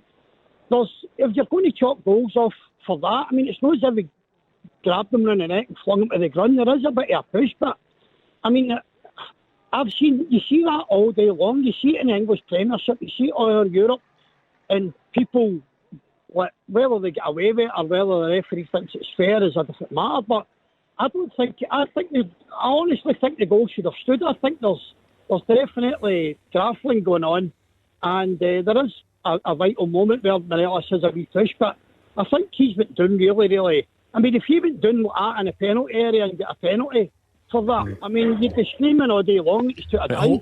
Hold that thought, Ian. Hold that thought, because I need to give you this news quickly. Goal flashes with Clyde Built Home Improvements. I think I can almost hear Tynecastle from here. St Mirren are 2-0 dear. Just before that, they'd gone 1-0 down. Hill booted the ball out of play. The punters inside Tynecastle went crazy, and now it's 2-0. Mark O'Hara deflected shot after Main flicked in a long throw by Joe Shaughnessy. The place is in uproar, according to Roger Hanna. They can get the turpentine out for the paint, which will be coming back round to their front door soon. It's a bad scoreline. Not yet a result. Bad scoreline for Robbie Neilson at the end of a week in which he's suffered abuse at the hands of some supporters. Wow. Now it's the Edinburgh Derby to come. He's got to try and salvage something from today's game. A draw right now, he'd bite your hand off for it, but he needs to get a result. In today's world, you cannot go on losing matches and not be in trouble. Yeah, I agree with that. He'll be standing there feeling the pressure, feeling the anger coming from the stands, Gordon. And as I say, he can't have that comfortable blanket right now, as it stands, of saying, well, we're in third place. You know, we're behind Celtic and Rangers, who you'd imagine is going to be the first two. They were not that long ago, the director of football, Joe Savage, whatever his title is, was coming out and saying, we want to be up there challenging Celtic Rangers. At this moment in time, they've not even got third. Aberdeen have overtaken them, so they need to get back into this game quickly. Yeah, absolutely. Ian, you guys will need to agree to disagree on the Morelos one. What about the other bits? You know, the football match, the goals, the mistakes, the title race, even. It was a great game. It was a great game to watch, and I thought honestly it could have went either way. And what I'd like to say is that for the past few games, Celtic fans have been coming on. I mean, I suppose quite rightly, because they're the top team just now, but they keep thinking they're going to be beating Rangers 3, 4 and 5-0 in every single game, and it's proven today that there's not a great deal between the teams, that the two of them had their moments. And now just a quick note from our podcast sponsor Lookers, the new name for Taggarts across Glasgow and the West. We are proud to announce that Lookers is now the new name for Taggarts. Taggarts has been part of the Lookers Motor Group for nearly 20 years, and over time, being part of one of the largest multi-franchise dealer groups in the UK and Ireland, has helped Taggarts to provide a great customer experience, value and choice to their customers across Scotland, and that's something that will never change. And now they've decided, though, to change the name above the door to move forward as one. You'll find the same great service and friendly faces you've come to know at their Jaguar, Land Rover and Volvo showrooms, working hard to give the best experience every time. You can now browse and shop online for your next car at lookers.co.uk and choose from thousands of used cars in stock with home delivery available. You can also discover the latest new car offers, book a test drive and book your next service online. Although the name has changed above the door, everything else is staying exactly the same, and you can still expect the same great service and friendly faces when you visit in store. Lookers, the new name for Taggarts across Glasgow and the West. Well, they could have scored. Maybe Celtic had slightly better chances, but there isn't a great deal between the teams when the two of them go to it, and there was more energy in midfield than what there was in the last game, which it definitely helped Rangers.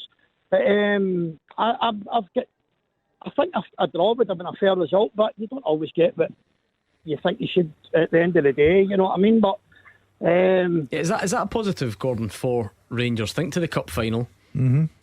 Lots of calls on here about why Nicholas Raskin wasn't playing, why Todd Cantwell wasn't playing. Regardless of how big the gap is or not, because people can argue about that all day long, would everyone accept that the midfield today looks better equipped to handle Celtic than the one that played in the cup final? Well, I've said it since I've watched Jack and Raskin together in the Midley Park, with the personnel that Michael Beale's got to his disposal. That is the best midfield for me. You can argue Lundstrom in there, but I think Raskin and Jack complement each other. I thought they played reasonably well today, you know, because everybody talks about Celtic's midfield three, how good they are. So going forward, I think that's something they can build on. Thank you to Ian 01419511025. The Aberdeen fans are singing Hearts. Hearts are falling apart again. And they've got something else to cheer here. Goal flashes with Clyde Built Home Improvements. Duke must have been listening to this discussion about Kevin Van Veen perhaps being the best player outside of Glasgow, and he's scored a second for himself and for Aberdeen at a time when Hearts go 2-0 down. This could be a pivotal day in the race for third, Hugh. Yeah, of course it could, and it all will point towards an epic Edinburgh derby. Hibs may not be great shakes, and we'll find out just how they are tomorrow at Dundee United, but they have the capacity to make it very awkward for Robbie Neilson. He cannot be losing an Edinburgh derby on top of all this. But now Gordon Dalziel is quite correct. You are not able now to say we're third and keep on saying but we're third. You're not anymore. Duke is trying to do what Kyogo couldn't and Tavernier couldn't. Maybe Kevin Van Veen will as well. That's 4 players in one day already on a brace. Andy Halliday's been hooked as Hearts look to get back into it. Stephen Humphreys sent on, more attacking change. But Robert Snodgrass has been sent off. Second booking, a foul on Main, makes today uphill and rules him out the Edinburgh derby. I know that disastrous. I think he's get caught up in it all. He was a terrific signing and everything was going terrifically well for him, but the wheels have come off for everyone. They've had problems even with Xander Clark in goal, his form. And not to be able to play Snodgrass does matter against Hibs. I'm a bit concerned for Robbie because I'm going to a thing in 3 weeks' time, Sunday, for my coaching badges, and Robbie's the speaker showing us a week in the life of being a manager of Hearts. He needs to turn this round quickly or I'll be getting my money back. He's recorded something a few weeks ago. Robbie joined us satellite. We recorded this when they beat Hibs 3 years ago. There's a huge result potentially in the Championship. Crazy. Hamilton Accies 0, Cove Rangers 1. As they used to say in my young day, Cove Rangers couldn't beat carpets. But here they are now. They've got they're on their way to a decent result. They're rock bottom, and now they could be the team that makes Hamilton rock bottom because they'll go above them by a point if the scoreline becomes a result. Imagine being a Hamilton fan at the minute. The last 2 weeks you win the cup, you get beat by 7, you then go on to beat Wraith, and now you're at home getting beat by Cove, who can put you bottom again, who've lost 70 goals. 70 goals is a lot of goals to lose. You can't score against a team that's lost 70 goals. But still a bit of time there, and I'm sure John will be wishing that he can get the equaliser very quickly and back in this game. It would take Celtic and Rangers 2 seasons each to lose 70 goals. Yeah, it's incredible. Keep your calls coming there. That was Ian, the previous caller, not happy with that decision to rule out Alfredo Morelos' goal on 01419511025. We'll hear from Ange Postecoglou very soon, so you can all join us. The most accurate thing that Michael Beale said was his very first sentence: fine margins, costly mistakes. That sums up Rangers afternoon. Absolutely. Ayr have equalised against Morton. Frankie Masonda, Rhys McAleer with a corner, Masonda heading home. It is really all happening. A recap: Aberdeen 2-0 up, Hearts 2-0 down at home to St Mirren. Robert Snodgrass sent off for Hearts. It is a result that not only, remember, would move, it's a combination of results that moves Aberdeen above Hearts. It also moves St Mirren to within 1 point of the Jambos as well. So this could get a whole lot worse yet for Hearts this end of the season. And if Hibs win tomorrow, it moves them 2 points with the Edinburgh derby. Hearts dropping out the bottom 6 at this rate. Incredible. I don't think so, incredible how football turns so quickly. Okay, second half teaser. Give me it, Hugh. Give me your questions. We'll do some wrong answers. Okay. The question is: I have played alongside Pierre Van Hooijdonk, Willo Flood and Ronaldo Nazario. I have been managed by Kevin Keegan and Bobby Robson. I've played in 4 countries, won 5 league titles, including one in Scotland, and was in the squad for a major international tournament. Who am I? I always love the range of wrong answers on these, because you think like the extremes. John Mooney thinks it's Darren Jackson. No. And then Stephen Scallon, the same minute, thinks it's Thomas Gravison. Ah, that's who I thought. Yeah. No, it's not Tommy. And then Lewis McLeod thinks it's Robbie Keane. Just Mark Wilson just wrote that down, but it's not right. And Af Manut. Oh yeah, aren't we all? Thinks it's Andy Tom. No, not Andreas. Okay. Palmerston Pep needs to shore things up. Alloa 1, Queen of the South 2. Scott Taggart's got one back for the Wasps.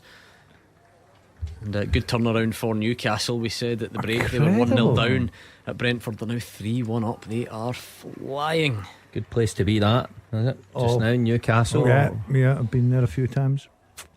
I think he meant in a right, football. yeah, did you mean not just the town. I thought after the football it'd be good as well. Good nightlife in Newcastle.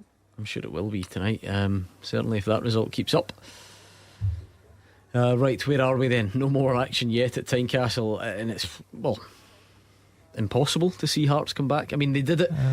They survived going down to 10 men against a fragile Motherwell team earlier in the season, but I mean, they're 2-0 down. They're not in a good place. That's another thing that's a problem, Gordon. They keep having big setbacks inside Tynecastle. You know, Celtic went there. No, the home form's good though. Generally, it's only Celtic and Rangers that go and have their way. Didn't Kilmarnock go there early season? Cup, I think, and the home record's been good, but not today. No, I don't think that St Mirren are unprofessional enough to lose that lead now, and it all points to the derby. That's crucial. The derby wins have greater significance than anything else. Yeah. I mean, for the next 5 nights, Monday to Friday, we are going to debate Michael Beale and what needs to be done and what ought to be done and who should be going and who should be staying. Derby defeats do that to supporters. Good response from Hamilton Accies, a Connor Smith penalty, and they're level. 71 goals now for Cole. Conceded. Horrendous from.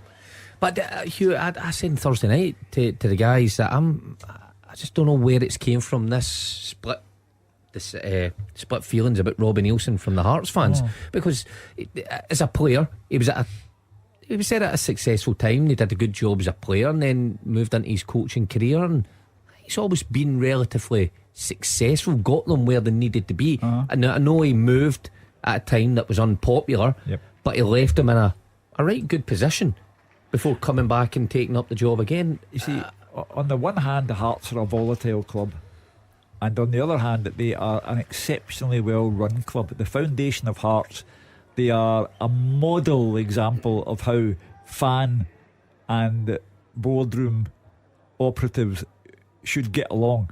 But there's this volatile element to all. The aeroplane with Nielsen out, the graffiti outside the ground earlier this week.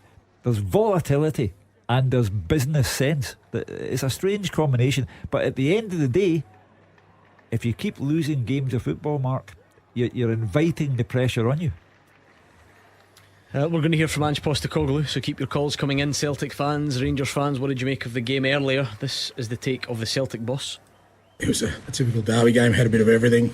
Credit to both sets of players as they gave their all. I thought we controlled it in different areas and always looked a threat going forward when we did, play through the lines. They were always a threat, mainly on set pieces, so it kind of gave an edge to the game. But this group of players just finds a way all the time. It's unbelievable the character and self-belief they have in one another and themselves to continually get the job done.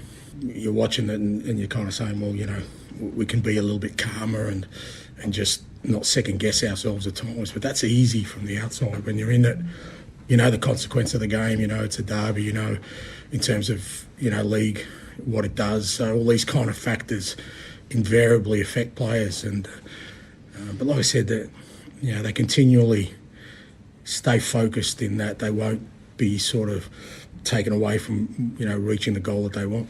When you're talking about in the context of the league that we're sort of 12 points in front, 7 games I think to go. But aside from that, this group of players has had an outstanding season so far, and to continually again find a way to win a game of football and score goals and sort of deliver again, that's the key part for me, because that spirit that they have is undeniable. That's a man immensely proud of his players, justifiably so. The league won today, and he pays tribute to them by saying this group finds a way, self-belief, character, stays focused. That's a man who's looked at a display that was not 100% bang on, but was sufficient to get the job done. Yeah, I'd agree with that. Hugh's right. It sounds like a manager who knows it wasn't the perfect performance in possession when he says that we probably could have been a wee bit calmer and not second guessed ourselves. He's right to highlight that is easy for us to say, you're just watching that, but me and Daz have been in that environment. It is difficult, but he's right. The character that the team has in finding different ways to win games and go on these huge winning runs is incredible. Even the best teams with the best players sometimes can't achieve that, but this team in the big games, when they need to dig deep, they somehow find a way. And it's a great thing to carry that with you as a squad, because it's very difficult to break, even if you're not the best.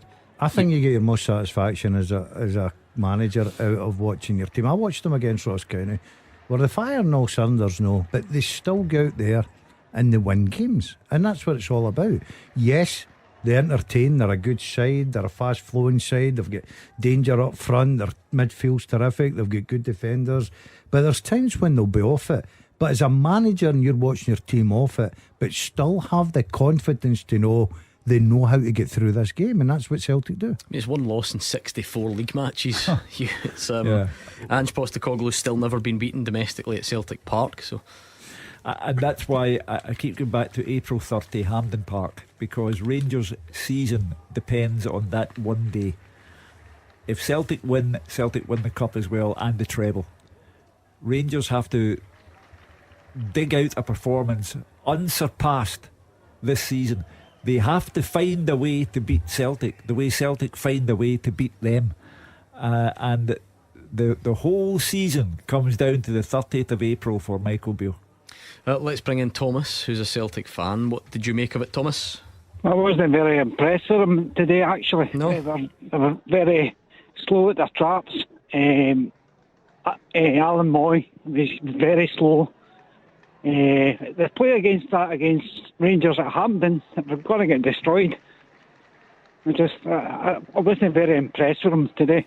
I think destroyed might be an exaggeration. You know, that they don't have destroyed in them in terms of domestic football. You're quite right that it was unimpressive to begin with, but as you have to give Rangers credit for going behind twice in the match and coming back to the extent that one kick of the ball right at the very end could have got them a draw, but Barisic put the free kick over the bar. You're quite right, it wasn't vintage Celtic, but you have to concede, Thomas, that they do find a way. I know they do, Hugh, but it just, when they show up at Parkhead like that, they usually brush teams away in the first half. Take them nearly. Is this not just proof, though, Thomas, that this isn't always possible? And I get the way weeks like this work. Celtic fans, very, very confident and talk about sweeping Rangers aside and so on. But regardless of how big you think the gap is, this is still the top team in the league versus the second best team in the league. It can't be that much of a surprise that the games can be close.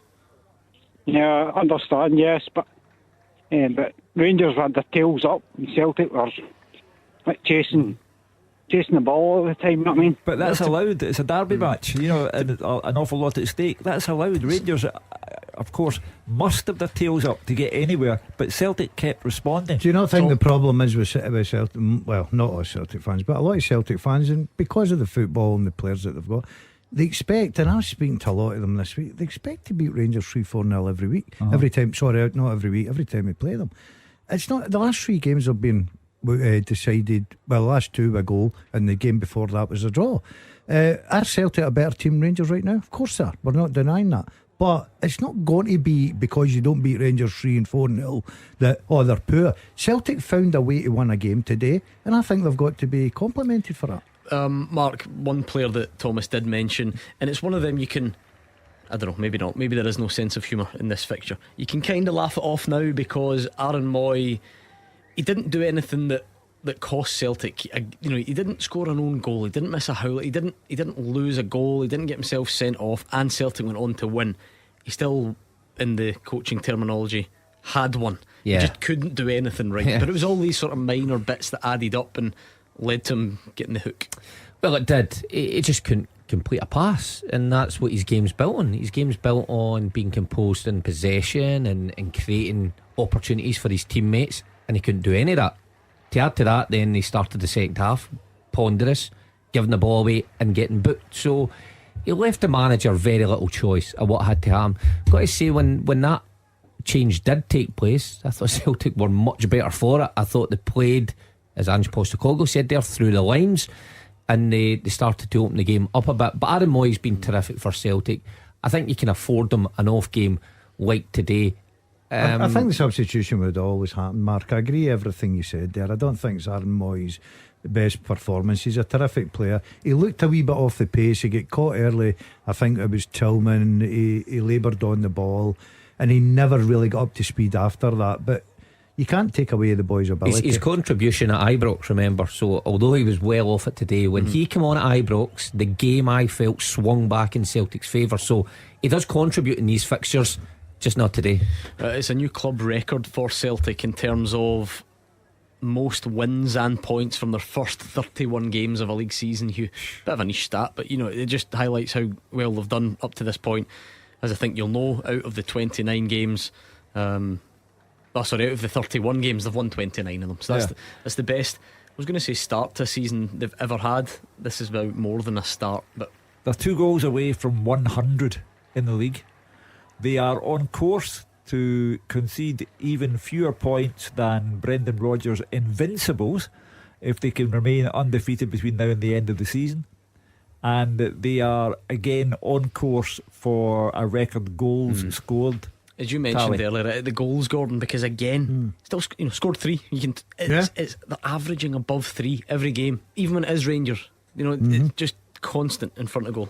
I think Fraser touched on the point today, and I think we've all made it. The difference between these games when you need it is the clinical finishing. You look at Kyogo, just drops them, bang, goal. The one Ben Davies. Now everybody's thinking that Ben Davies has got that under control. Kyogo's still alive in the box. He's waiting for that mistake, and I think that's a big difference with Celtic. They're so sharp up front. Gary's on the line. Gary, what did you take away from it? Obviously I'm happy with the result. Again, I thought we started quite slow. I thought Rangers pressed us, which I thought we did. Individually, I thought Alistair Johnson was unbelievable. In terms of our midfield, I think we missed Hatate. I've not really heard a lot spoke about him, but I think we did. If it wasn't for McGregor and his grit, I think we'd have really, really struggled, because I didn't think Moy was fit.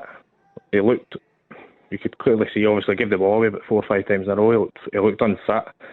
And I thought, O'Reilly, I don't know what it is, but O'Reilly just, the last 2 or 3 months, he just doesn't look the same player as he did at the start of the season.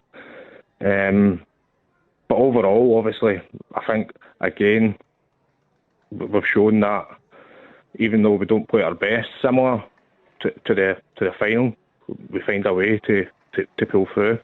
And I feel as if it gives us an advantage going into the semi-final of the Scottish, but I think we need to buck up our ideas, because we seem to start slow and Rangers come out the traps. Yeah, Mark, what did you make of it? The human fallibility factor here. You know, Matt O'Reilly can't be brilliant every week. Aaron Moy came back from an injury and had one, as you described it, Gordon, but he has to come back up to the speed of the game. Maeda had better days, and so on and so forth. But these guys find a way, as Ange Postecoglou said, and their consistency is frightening where the rest of the league is concerned. So, it's possible just to get a little bit, to be fair, complacent. O'Reilly's form has dipped. It really has. I remember watching him at Easter Road about a month ago, whatever it may be, 6 weeks, and he looked like his form had dipped. Now, I've got to say, give him credit for the first goal today. He makes a terrific run, cuts the ball back to Kyogo, who finishes it. So he played a big part in that. But I think that if Celtic had everyone fit in the semi-final, I think O'Reilly may miss out just now, because Hatate, to me, for Celtic in the middle of the park, was a big miss. Although they won the game, right, no problem. McGregor's a terrific player. I think Hatate gives them something extra and so much. That's a bit early to start the semi-final build-up, but they both could argue that personnel-wise you'll see a better version if Connor Goldson's back and Rio Hatate's back. I think so. Listen, I think from a Celtic point of view, Gary's right to highlight, the standouts. I thought Johnson, yes, certainly a standout man of the match. I thought Callum McGregor, terrific. I thought Starfelt was very good as well. And you look at your more reliable ones. Carter Vickers, I thought, was iffy at times. Moy, yep, certainly off it. Jota, apart from his involvement in the goals, maybe not his sparkling best. Maeda quite as well. So those ones that you rely on week in, week out, probably not at the top of their game. And Rangers, listen, it'll be a different side with Connor Golson and a few others maybe back in their side. Gary, I wonder if you, to look at things from the other side, because we've had Rangers fans on very unhappy about Morelos and think that the goal should have stood. Did Celtic get away with one on that, or what's your take on it? For me, I think we 100% got away with it. See, when I saw when obviously they ruled it out, I turned and said to my pals, that's a sick goal. And seeing the replay of it, if it was against Celtic, I would have 100% have been the exact same as the Rangers fans. So I think we did get away one. But see, before that happened, it was coming. Rangers were all over us, and I felt as if it was going to take and something like that, or Rangers were going to get a chance, because we were on the back foot. The first 20 minutes we just kept passing the ball side to side from the back, and we weren't breaking the lines, whereas Rangers were pressing us, getting behind, and a chance was going to come. And I think that, for me, I think that was a big moment. Obviously, being a Celtic fan, I'm glad it went in their favour. See, how refreshing is that, Hugh Keevins? Yeah. It doesn't need to be through your own lens all the time. It doesn't need to be always about self-preservation. Gary's a Celtic fan. He just thinks they got away with one. He thinks Morelos' goal should have stood, and that's fine. We can all say these things and move on. Well, I think. Yeah, that's very magnanimous of Gary. Michael Beale, I think, feels exactly the same way. But I think Michael Beale got it wrong with the other one that he's complaining about, Ben Davies and Jota. Funny enough, right? Because I keep watching that back now because I'm intrigued. Because I thought initially, maybe it hit Jota's hand, but there's probably arm, but there's probably no complaint there, because Davies is like a foot away and Jota's hands both look to be tucked in. See, now looking at it, I don't think it hits Jota's hand. It's difficult to tell. It looks like it hits Jota somewhere a bit more sensitive, shall we say. Groin. Well, around about there. And Jota sort of reacts as if that might be the case. So, I mean, there's a few layers to this, Gordon. If the handball rule can be a debatable one, natural, unnatural, but if it's not even hit Jota's arm in any way, you wonder about the strength of the claim from James Tavernier. Well, I don't know. Maybe Tavernier's not watched it closely. Maybe that's just his thoughts. Look, Gordon, I can take anybody's opinion. I'm looking at this Morelos incident, and I can guarantee you, see if somebody sat in here for 15 minutes, probably could convince me that's a goal. I think that's where the sort of decisions are so tight for me. And I almost want to put my tin helmet on and when I say this, because this won't please anyone.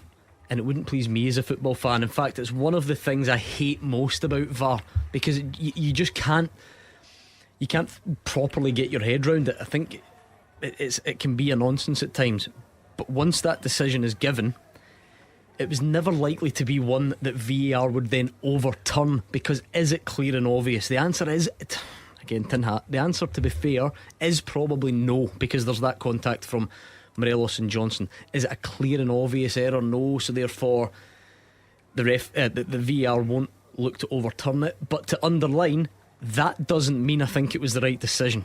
Do you see the difference, Mark? And do you see how annoying that is for football fans all across the globe? Yeah.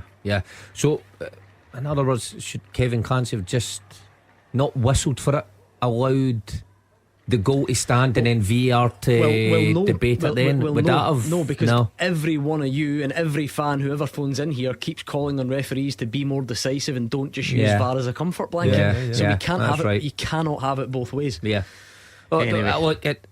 I've made my opinion on it, my points on it, why I thought it was the right decision. Others will argue. Tavernier couldn't do it, Kyogo couldn't do it. It's Duke or Van Veen. Who's going to get there first on the hat-trick Saturday?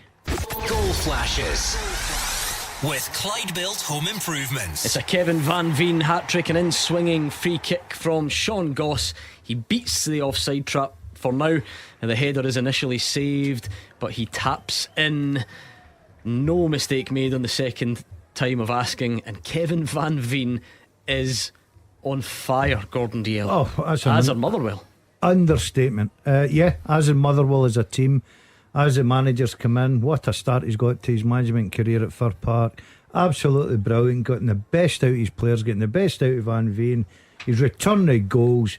Yes, there's a lot of claims for Celtic players to be player of the year, but surely must be in the running. I'm not saying he'll get it. I've got him an award. I've come up with one, right? Fraser Wishart, if you're listening, add this in, please. Most important player to any one team.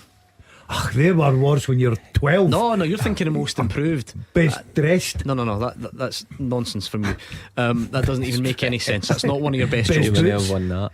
41% of Motherwell's goals. Yeah, that's what I'm talking about. The contribution. MVP. Yeah, most valuable player.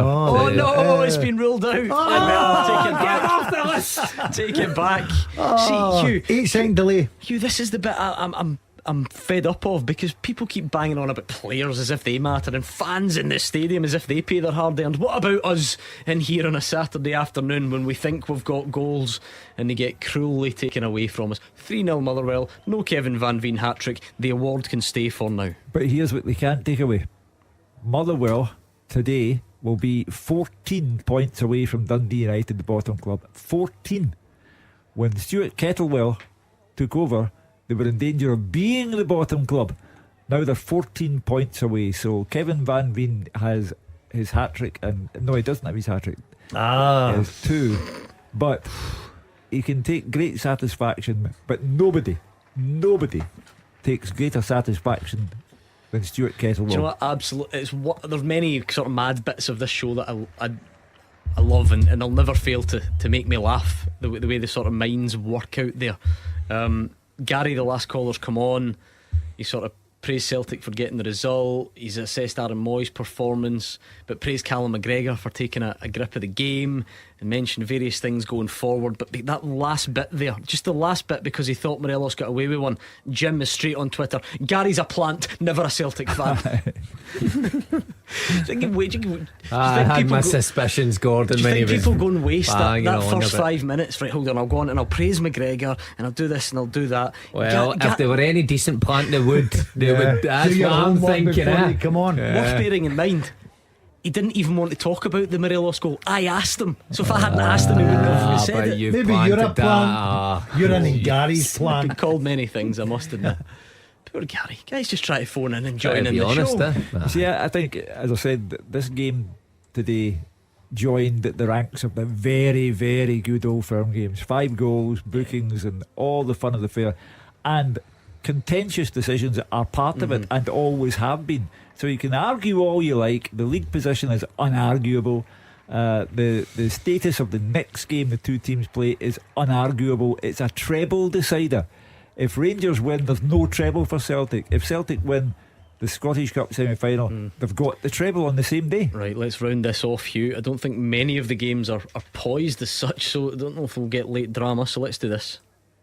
The second half teaser with the scottishsun.co.uk/football for the best football news and opinion online.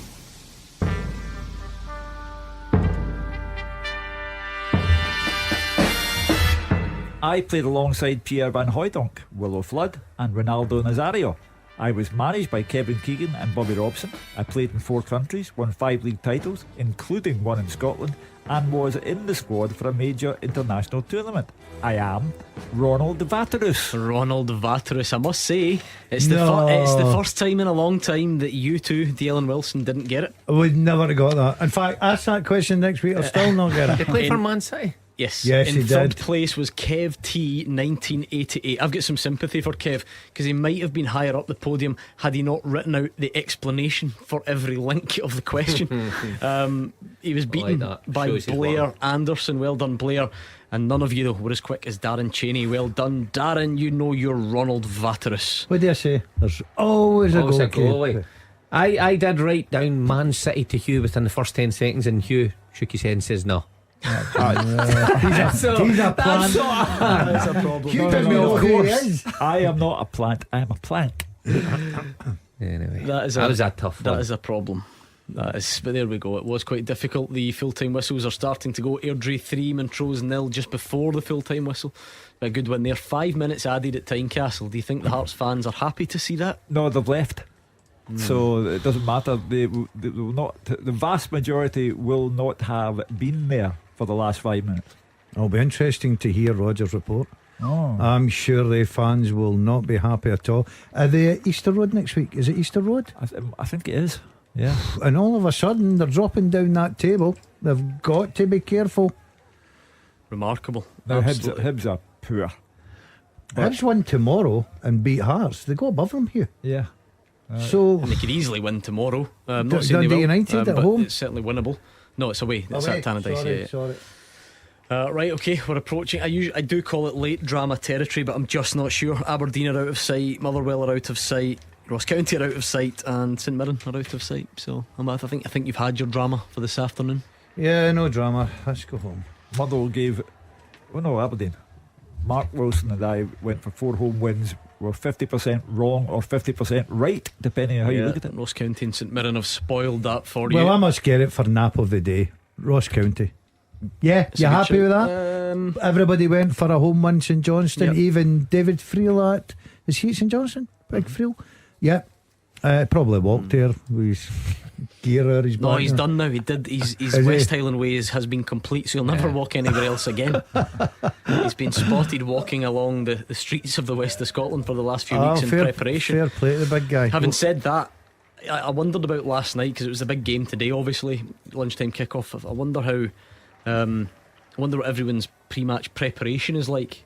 At Gordon Dalziel, and then I got a tweet in last night at Clyde SSB when we were on the show, and David Ross said to me, I just passed Wilson on Connick Hill. The big man was struggling, blowing out his better send DL in the chopper. Must have been a lot of blowing if that's where it was coming from. Not at all. Nice evening stroll. Come on, that's nice one of the easier hills. Why were you struggling so much? I had a dog in a lead that was dragging me everywhere. Right, try to get after the sheep. You like that kind of way up hills nonsense, don't you? Friday night. That's how I spent my Friday nights.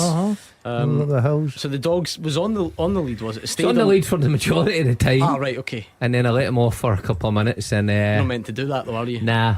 So before anybody from RSPCA phones in, no sheep were harmed in the chasing of this radio story. How quick's his dog when it can't catch a sheep? How quick's he when they By the way, can't it's catch rapid. Listen. But it was fine. It was all fine. I got him back after about 35 minutes. Because David said you were spotted galloping through the. By the way, the header. Honestly, I was something through the out of Lord of the Rings. When the farmer's field shouting on the dog, "Get back here!" Oh, you just rage. And the thing just wouldn't listen. Connick kills. But I got him back on the league. I can't believe wee Kyogo did that to you, running away. Honestly, unbelievable. The way you treated that dog as well over the years. Right, the full times are starting to go, so we'll speak to the guys in the not too distant future. I'm sure you've heard if you've been listening, the open line is already here.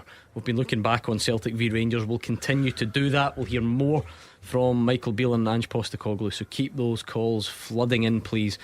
It was a great chance for Dundee, a huge travelling crowd at Gayfield. In fact, kickoff was delayed slightly, I believe, due to crowd congestion, and they've drawn 0-0 at Arbroath. So maybe this is Partick Thistle's title to win, after last night. Incredible turnaround at Thistle. Chris Dillon doing a smashing job. They're right in the mix now. Any bet against them? Inverness 2, Wraith Rovers 0. So Inverness doing their part there. Kelly did have the ball in the net, but referees checking for a possible offside. At this stage, would it be a late consolation? Would it be for Kelly the start of a dramatic comeback? For Kelly, absolutely no chance. Play on, so certainly not. Yeah, Kelly are struggling away. It's okay saying they're picking up points at home, but it's away in the road. What's that? No wins in the league. None. That's incredible. Not a solitary victory on the road. Remarkable, isn't it? And only 2 draws, by the way. Not like they've, you rack up 8-9 draws and get a fair points total. Yeah, that's worrying for Kilmarnock, worrying for Derek as well. But so far the home record's kept them just above that 11th and 12th place. I always say in one of my quiet moments, I'll check back loads of previous league tables. A point a game generally keeps you up. Right? Don't come at me if there's a season that doesn't quite conform to that, but generally a point a game keeps you up. 38 points, you'll be fine. Kelly's still on 28 with 7 to go after today. It's finished at Tynecastle. Roger Hannah. It has. Hearts 0, St Mirren 2. The Hearts fans berating manager Robbie Neilson after a 6th defeat in 7 games has dropped them to 4th place in the Premiership. A deserved win for St Mirren. Curtis Main and Marco Harris scoring a quick fire double at the start of the second half. Hearts then reduced to 10 men. Robert Snodgrass sent off for a second booking. Saints just a point behind the Jambos, now in 5th place, and they could be set for their first top 6 finish since 1985 after a fantastic victory. They threatened early on 3 successive corners with Thierry Small, all headed off target by Charles Dunn, Main and Alec Gogic. Hearts hardly seen as an attacking force until almost half time. James Hill having a header held by Trevor Carson, and Andy Halliday's header coming back off the bar before Stephen Kingsley fired wide. At the start of the second half it looked better times ahead for Hearts when Michael Smith's shot brought a fantastic save out of Trevor Carson, but that was all we saw of Hearts. It was all St Mirren after that. Keanu Bacchus off target with a shot. Alec Gogic then heading wide when he should have hit the target, and in 52 minutes the opener came. A terrific goal, a pass from Gogic to Main. He held off Kai Rowles and slammed a low shot past Ross Stewart into the corner. 4 minutes later it was 2-0. A long throw by skipper Joe Shaughnessy, flicked on by Main, and a deflected shot by Mark O'Hara. Wrong footing goalkeeper Ross Stewart. Snodgrass then sent off a second booking, a foul on Main after a first half foul on O'Hara. He's now banned from the Derby trip to Easter Road next Saturday lunchtime. I'm sure you can hear the real stick being directed at Neilson here just 6 days after a graffiti protest against them outside the stadium. This Edinburgh Derby trip to Hibs next Saturday lunchtime will be without the suspended Snodgrass. That is a huge day for Neilson. This day belongs to Stephen Robinson and his buddies. Hearts 0, St Mirren 2. Oh, going to do that thing you have to do, and I know it frustrates you fans at times, but the apology for any bad language picked up in the background there, but that tells its story. Hugh Keevins. I was about to say the crowd noise was venomous and profane. It would turn out to be, but that all bad news for Robbie Neilson. Hearts fans, what is happening full time for Park? One of the results of the weekend, I'm assuming, Gabriel? Yeah, certainly was, Gordon. 3-0 to Motherwell against Livingston. They were rampant here, and they have all but secured their Premiership status. Kevin Van Veen inspired a brilliant first half performance where he scored twice. You can hear twist and shout playing around Fir Park. It feels like the good times may be on their way back. Now the host started brightly. Van Veen kicked off the scoring in the 9th minute. James Furlong, good run down the left, pulled the ball back to the Dutchman, who took a couple of touches and rifled it into the roof of the net. A brilliant finish with his left foot. He got his second just after the half-hour mark, but Johnson put him in down the right hand of the box this time. He let the ball bounce, took his time and smashed it in low at the near post. The keeper, Kamal George, did get a touch on it, but it was too powerful for him, and that was Van Veen's 22nd strike of the season. 1 minute later, the provider turned the scorer. Spittle was somehow through one-on-one with George. Livingston defence at sea. George initially made a good save, but Johnson was there to follow it in, stick the ball into the empty net. He was flagged offside, but rightly awarded for the goal after VAR reviewed it. It was easy street at half-time, 3-0 up. They thought there might be more to come, and it did seem that way after the interval. They were playing so well, Motherwell, moving the ball around, using their wing-backs well, Goss pulling the strings in the middle of the park, Spittle driving them forward, and just the mercurial Van Veen up top. He had rattled that Livingston defence for the whole game. He thought he had his hat-trick with about 10 minutes to play. He finished off an in-swinging free kick, thinking that he'd beaten the offside trap. However, after a lengthy VAR check, it was ruled out. Paul McGinn rattled the woodwork with an athletic effort from a corner with 10 to go. Jack Aitchison came off the bench, had a great effort save. Then Van Veen had a final chance just before the end where he headed over. He could have scored. The visitors, Livy, hardly had anything all game. They were simply not at the races. Their best chance came from James Penrice. He nearly found the far corner with an effort from the left-hand side with 15 minutes to go, but that was it. They've lost 6 of their last 8. Still only 1 point off the top 6, but on this form they are really going to struggle to make it. But Stuart Kettlewell's men have won 5 of their 7 since he's come in. Their safety is almost guaranteed now. If there were only a few more games before the split, they'd be eyeing up a top 6 place without a doubt. It should have been more, but in the end, what a victory for Motherwell. 3-0 against Livingston. Good afternoon in the North Lanarkshire sunshine for the home fans. What about McDermott Park, David Friel? Full time, Gordon St Johnstone 0, Ross County 2. A good afternoon for Malky Mackay. He looked like the happiest man in Perth about 30 seconds ago as he led the celebrations in front of the tiny band of visiting fans. A huge win for Ross County. Simon Murray and David Kincola got the goals as their survival bid was boosted. It could be a huge win. They moved 5 points clear of United at the bottom. They play Hibs tomorrow. Malky looking for a favour for that one. But for St Johnstone, loud boos at full time. They are still 5 months without a win at home. They just can't find a win. The surface was terrible today. The performance was terrible. They didn't do it anywhere near enough. The fans clearly expect better. Both sides did have chances in the first half. Eamon Brophy and Jordan White should probably have done a bit better for County. Liam Gordon and Adam Montgomery, Dre Wright had chances up the other end of the game, flowed from end to end.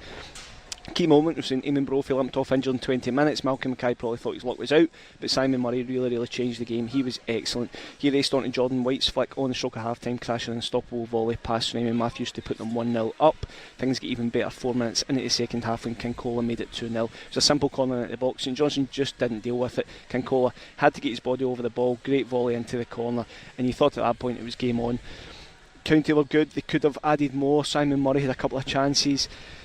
Raymond Matthews twice had to deny him. St Johnstone, to be fair, they did try everything to get back into the game. They put balls into the box, but County defended so well. Dan Phillips did hit the post late on, but it was nowhere near enough for St Johnstone. A deserved win for County, and it could be a pivotal moment for Malcolm Mackay's team. Full time, St Johnstone 0, Ross County 2. What about Pittodrie, Dave Galloway? It finished Aberdeen 2, Kilmarnock 0. A wonderful start for the home team. Duke scoring in just 17 seconds with a lovely low finish after Majowski found him. But they didn't build on it, and Kilmarnock steadied themselves and certainly came into things. Following such an explosive opening to this match, excitement levels to say the least. They dipped, but Aberdeen did create a promising opening with Duke setting up Majowski, with Dorset making a very timely saving tackle.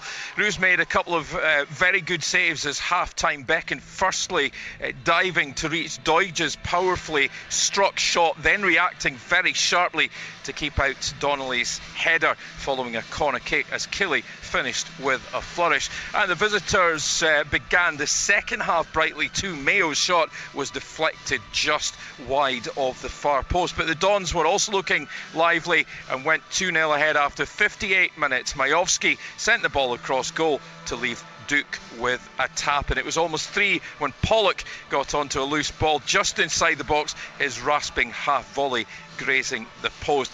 Youngster Babbage came on for Duke, who got a deserved standing ovation from the big home crowd, and he shot narrowly wide after good lead-up play. Killy kept at it, though it has to be said they deserve credit for that, and in injury time Robinson had the ball in the net from close range, but after a VAR review it was ruled out for offside. There was still time though for McCrory for the Dons to send a goalwards effort, and that was cleared away to safety. So Aberdeen up to third, which was unthinkable not so long ago, and for Kilmarnock, well, they're only a point ahead of second bottom Ross County now. In front of another attendance of over 16,000 at Pittodrie, it ended Aberdeen 2, Kilmarnock 0. Good day of football all round, but only good if your team won. That's the way it sometimes works for you lot out there. For us, it's easy to just enjoy the general entertainment. 01419511025. What did you make of it? Come on, you know the script on a Saturday afternoon. You look back on the games, the good, the bad, the big talking points, the controversies, and we do it right now. We've already started with the Celtic Rangers game earlier on. We'll continue it, and if you get your calls in right now, you could be up next. After the action, it's your reaction. 0141 951 1025. Clyde One